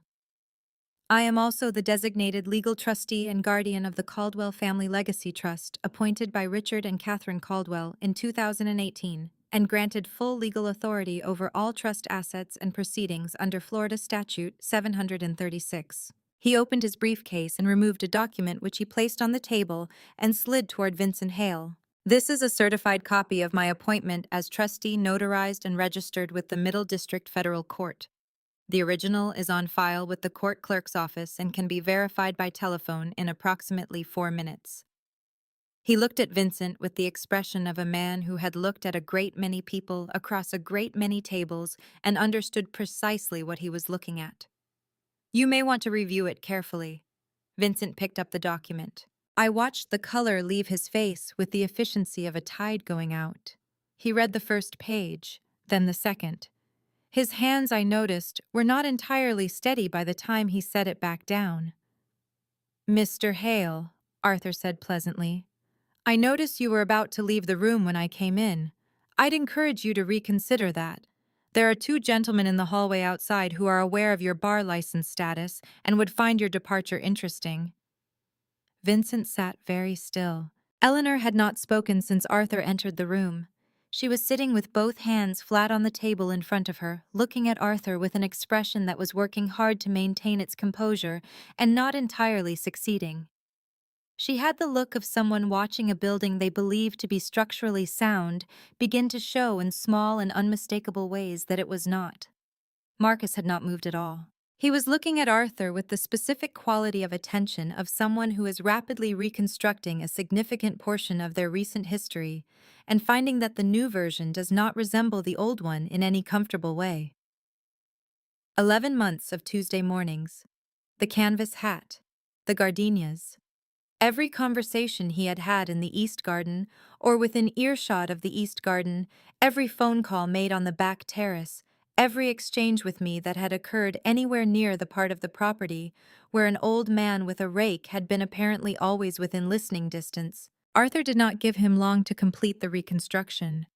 He reached into his briefcase again and produced a second document thicker than the first, bound with a blue cover page of the kind used for formal legal filings. "This," he said, setting it on the table, "is a comprehensive record of the Caldwell Legacy Trust's asset holdings as of this morning. It includes the 22 property deeds, each bearing Ms. Caldwell's name, and the transfer date of March 15, 2020. It includes 5 years of property tax records, all paid by the trust on Ms. Caldwell's behalf. It includes the county recording receipts for each property." He paused. It also includes a complete audit of all transactions conducted through the trust's operating account over the past 5 years, prepared by Morrison Financial Forensics, a licensed forensic accounting firm based in Tampa. He set a third document beside the second. The forensic accountant's report, final version, delivered by courier that morning. The audit documents 147 separate transactions in which funds were misappropriated from the trust operating account, Arthur continued. The total amount involved is $2,112,400. The transactions are detailed individually with dates, amounts, account numbers, and in most cases, the documentation that was submitted to government agencies to disguise their nature. Marcus stood up again. This time, it was not the controlled motion of someone making a calculated choice. It was the motion of someone whose body had decided to move before the rest of them had finished thinking. "This is a setup," he said. His voice was different now, stripped of the rehearsed authority it had carried for the past 20 minutes. "You put her up to this. You've been planning this for years, all of you, and this is—" "Marcus?" Arthur's voice was not loud. It did not need to be. It had the specific quality of a voice that had maintained order in federal courtrooms for 2 decades, the kind of authority that does not require volume because it has never needed to establish itself through volume. "I have been in this room for approximately 4 minutes. In that time, I have presented certified legal documentation and a forensic accounting report prepared by independent professionals. I have not raised my voice or made an accusation that is not supported by documentation." He looked at Marcus steadily. "Everything I have placed on this table is a fact. If you have documentation that contradicts any of it, I would genuinely encourage you to present it." The silence that followed had a particular texture. Marcus looked at the documents on the table. He looked at me. I looked back at him with the neutral expression I had been practicing for 5 years, and for the first time in all that practice, it was not an effort. It was simply my face. "There's more," I said quietly. Marcus looked at the red folder still sitting closed on the table in front of me. His jaw tightened. "What?" he said. Not a question, the word of a man bracing. "Not yet," I said. "We're not quite there yet." I looked at the door. Right on time it opened again. The person who came through the door was not Arthur, and was not anyone Marcus had ever seen in a professional context, which meant it took him approximately 4 seconds to understand who she was, and another 2 to understand what her presence in this room signified. Vivienne walked in wearing a gray blazer and the particular expression of someone who has made a difficult decision and is on the other side of it now, past the difficulty and into the territory of simply doing what needs to be done. She carried a leather portfolio under one arm. She did not look at Marcus when she entered. She looked at me and I nodded, and she took the seat Arthur indicated near the end of the table. Marcus made a sound that was not quite a word. "This is Vivienne Marsh," I said. "She has been providing me with documented records of her interactions with you for the past 22 months. The portfolio she's carrying contains printed copies of all written communications between the two of you, all financial transactions you conducted in her presence or on her behalf, and 3 audio recordings made with her knowledge and consent under Florida's single-party consent law." Marcus turned to look at Vivienne. She met his eyes for exactly 1 second, and then looked back down at the portfolio she was opening on the table. "Marcus," I said, and something in my voice made him turn back to me. "I want to walk you through what happened, not because you don't know, but because I want it said clearly in this room in front of these witnesses before we move to what comes next." He said nothing. I opened the red folder. The Caldwell Legacy Trust, LLC, was established in February of 2020 to hold the 22 residential properties transferred to me by my parents before their deaths. You were appointed as operational manager of the LLC in April of that year. You were told you were managing assets belonging to a board of directors. The board of directors was me. I looked at him steadily. "You have been my employee for 5 years, Marcus. An uncontracted, unauthorized employee who was never told the identity of his employer." Eleanor made a sharp sound. I continued. In the course of those 5 years, the forensic accounting firm of Morrison Financial Forensics documented 147 separate transactions in which you misappropriated funds from the trust operating account. These include inflated maintenance invoices, falsified vacancy reports, unauthorized transfers to subsidiary accounts you established without board approval, and direct cash withdrawals from rental income streams. I removed the summary page from the folder and slid it across the table. Total documented misappropriation, $2,112,400. Marcus's hands were flat on the table, very still. The most recent transaction, I said, is what I'd like to explain in some detail because I think it's illustrative. I removed the Bayside Drive file. 3 weeks ago, you received an acquisition directive from the board recommending the purchase of Unit 1407 at 1847 Bayside Drive. You submitted a formal recommendation, authorized a wire transfer of $850,000 from the trust operating account, and completed the purchase. I set the document in front of him. That property has been owned by the Caldwell Legacy Trust since 2021. You used trust funds to purchase a property the trust already owned. The money left the operating account, passed through the acquisition account, and is now documented as an unauthorized transfer bearing your authorization signature. I paused. You stole money from me to buy something that belonged to me, I said.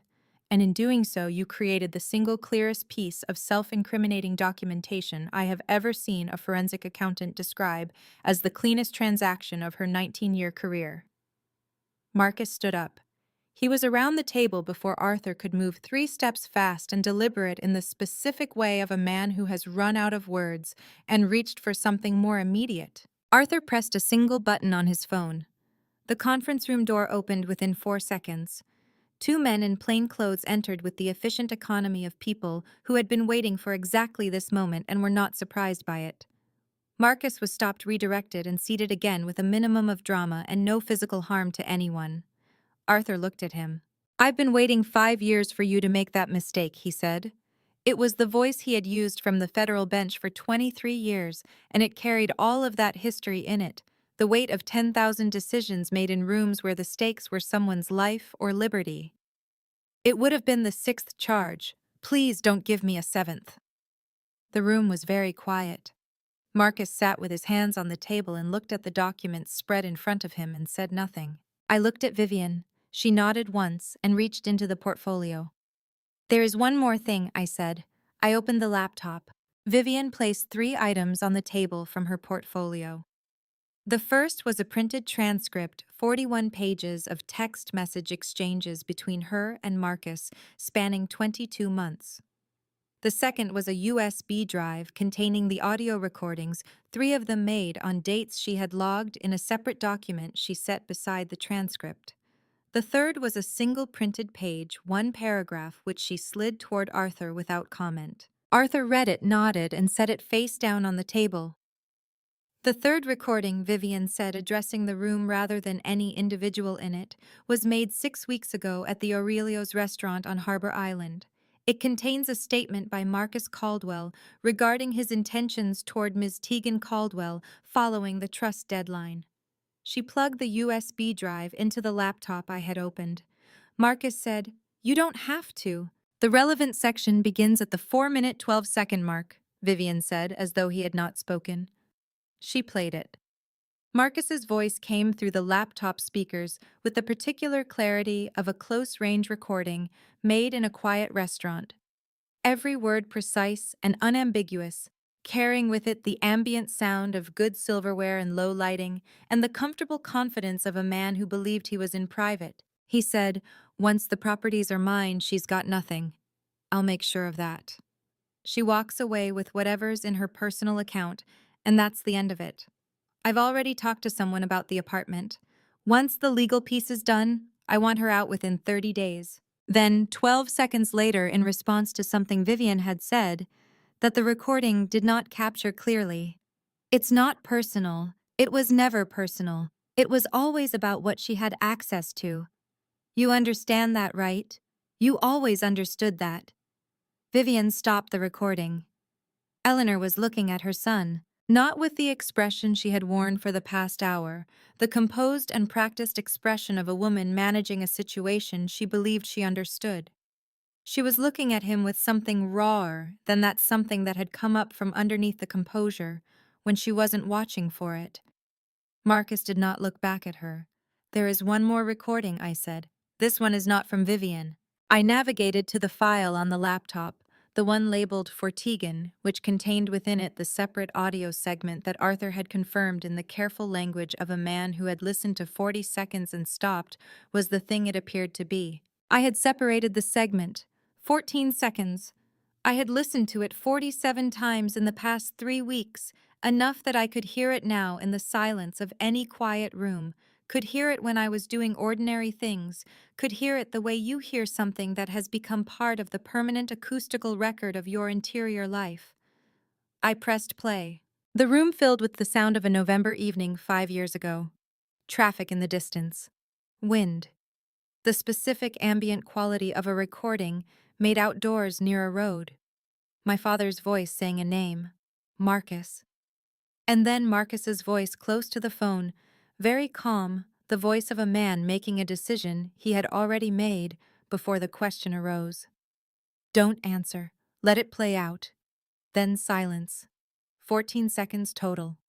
The room was absolutely still. Eleanor made a sound that I had not heard her make before, in 4 years of living in the same house with her, a sound that came from somewhere that had nothing to do with composure or management, or the careful architecture of how she presented herself to the world.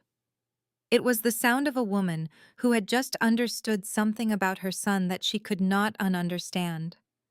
She put both hands over her mouth. Marcus had not moved since the recording began.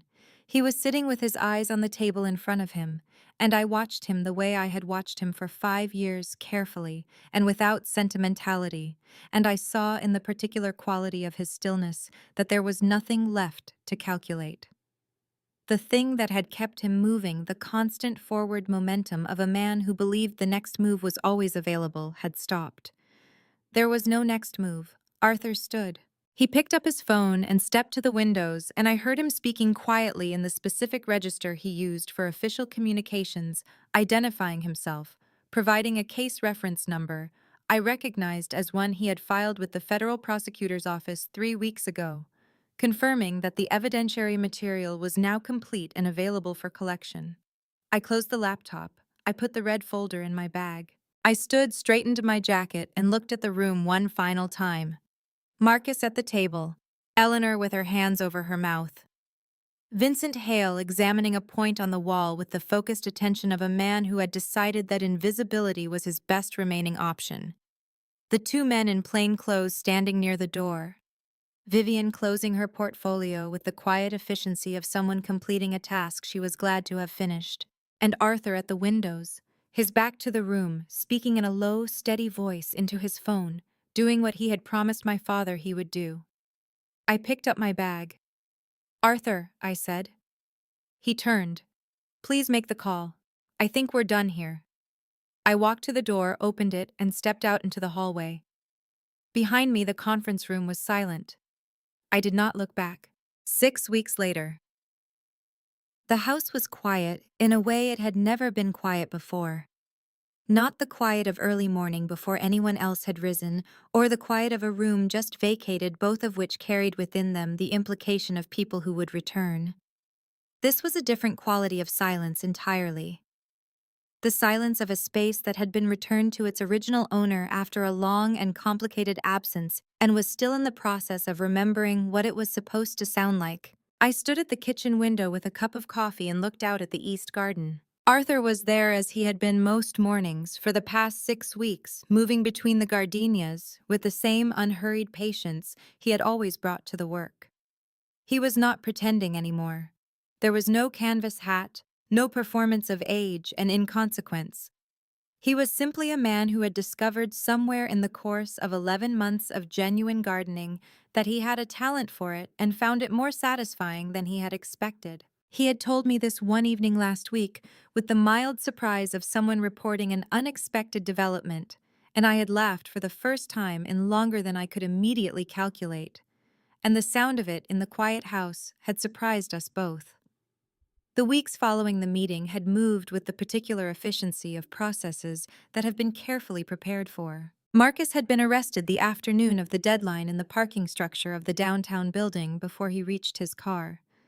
The charges, as filed by the federal prosecutor's office with the documentation Arthur delivered that afternoon, were extensive: wire fraud, embezzlement, misappropriation of trust assets, unauthorized practice of law by proxy relating to his engagement of Vincent Hale, and the charge that carried the most weight, the one that had required 5 years of preparation and 14 seconds of audio to support criminal facilitation of a death relating to the phone call made on a road outside Tampa on a November evening 5 years ago. Vincent Hale had been arrested the same day. His charges were narrower but sufficient. Eleanor had received a formal notice of eviction from the Caldwell estate 7 days after the meeting generated by Arthur in his capacity as trustee, and delivered by a process server on a Tuesday morning while she was having breakfast at the kitchen table that had belonged to my grandmother.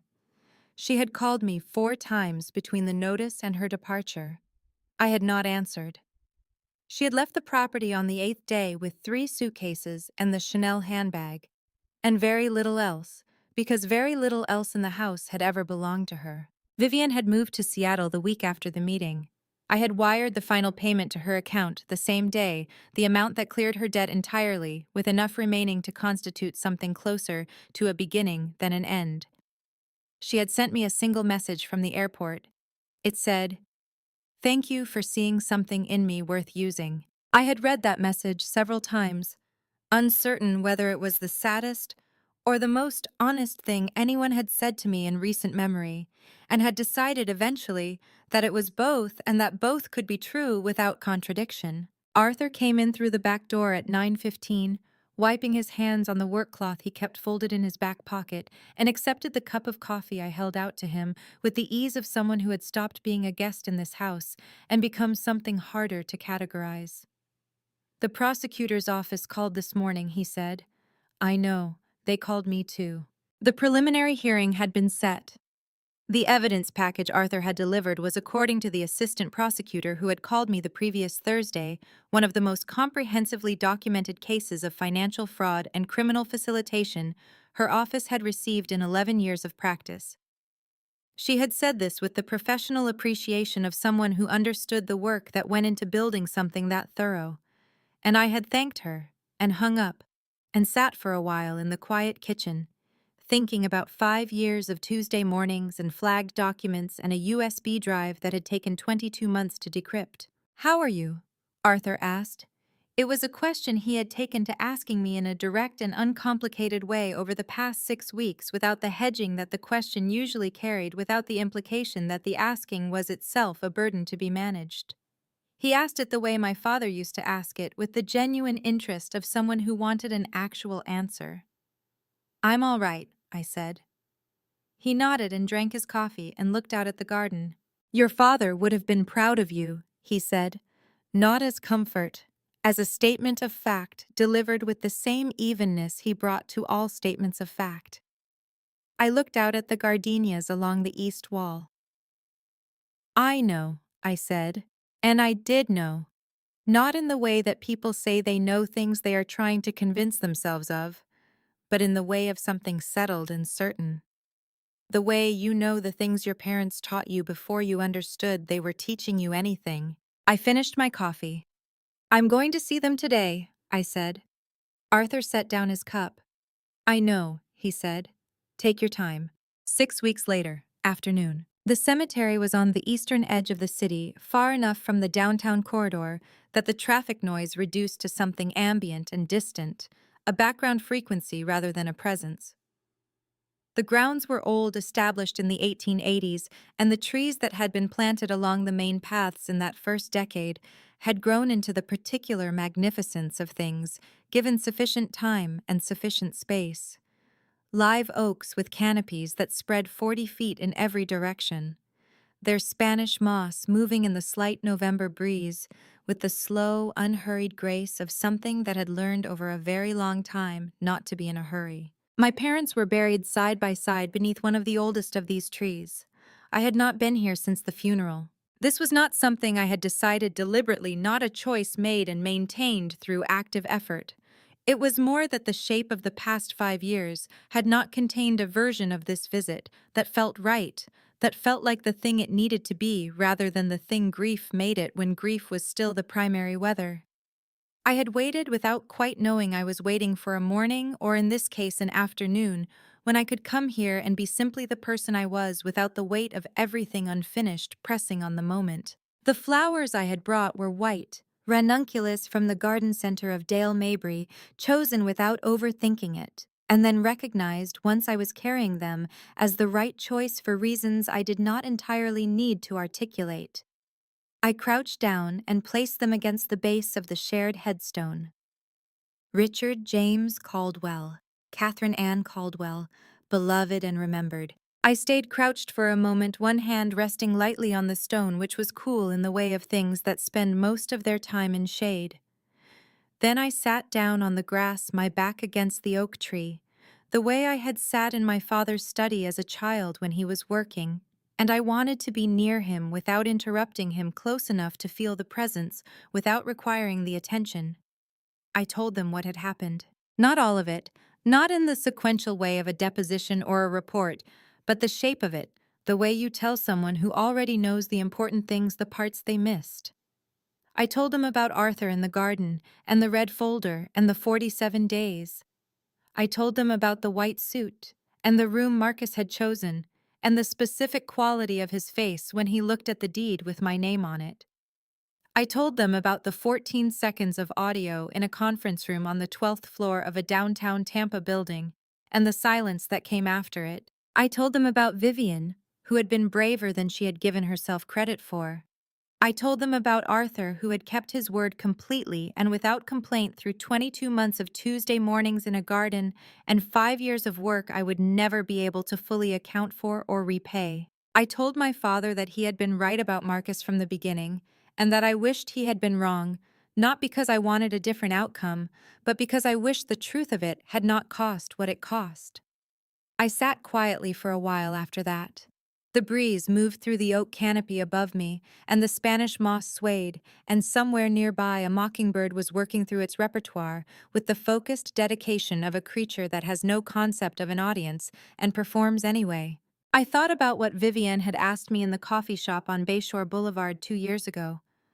What if I start to feel sorry for him? I had given her the answer I believed then, the practical answer, the one that served the purpose of the moment.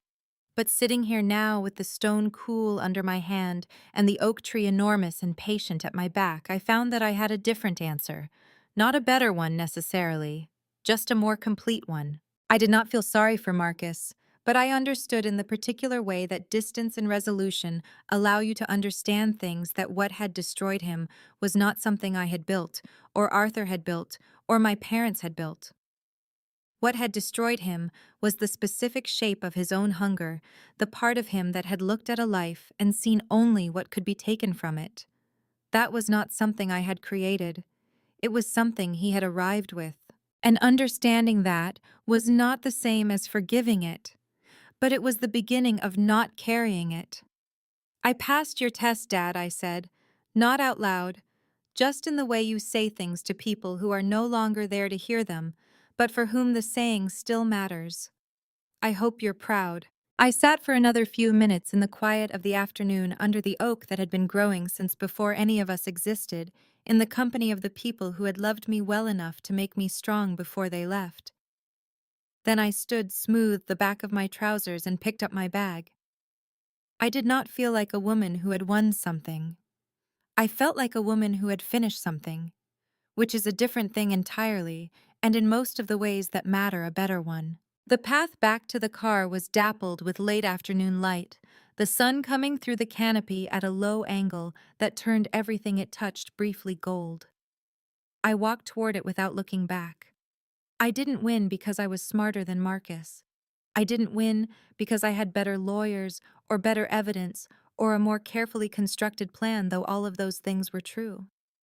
I won because my parents loved me enough to make me strong before they left. And in the end, that is the only inheritance that truly matters. People ask me sometimes whether I regret those 5 years. I don't.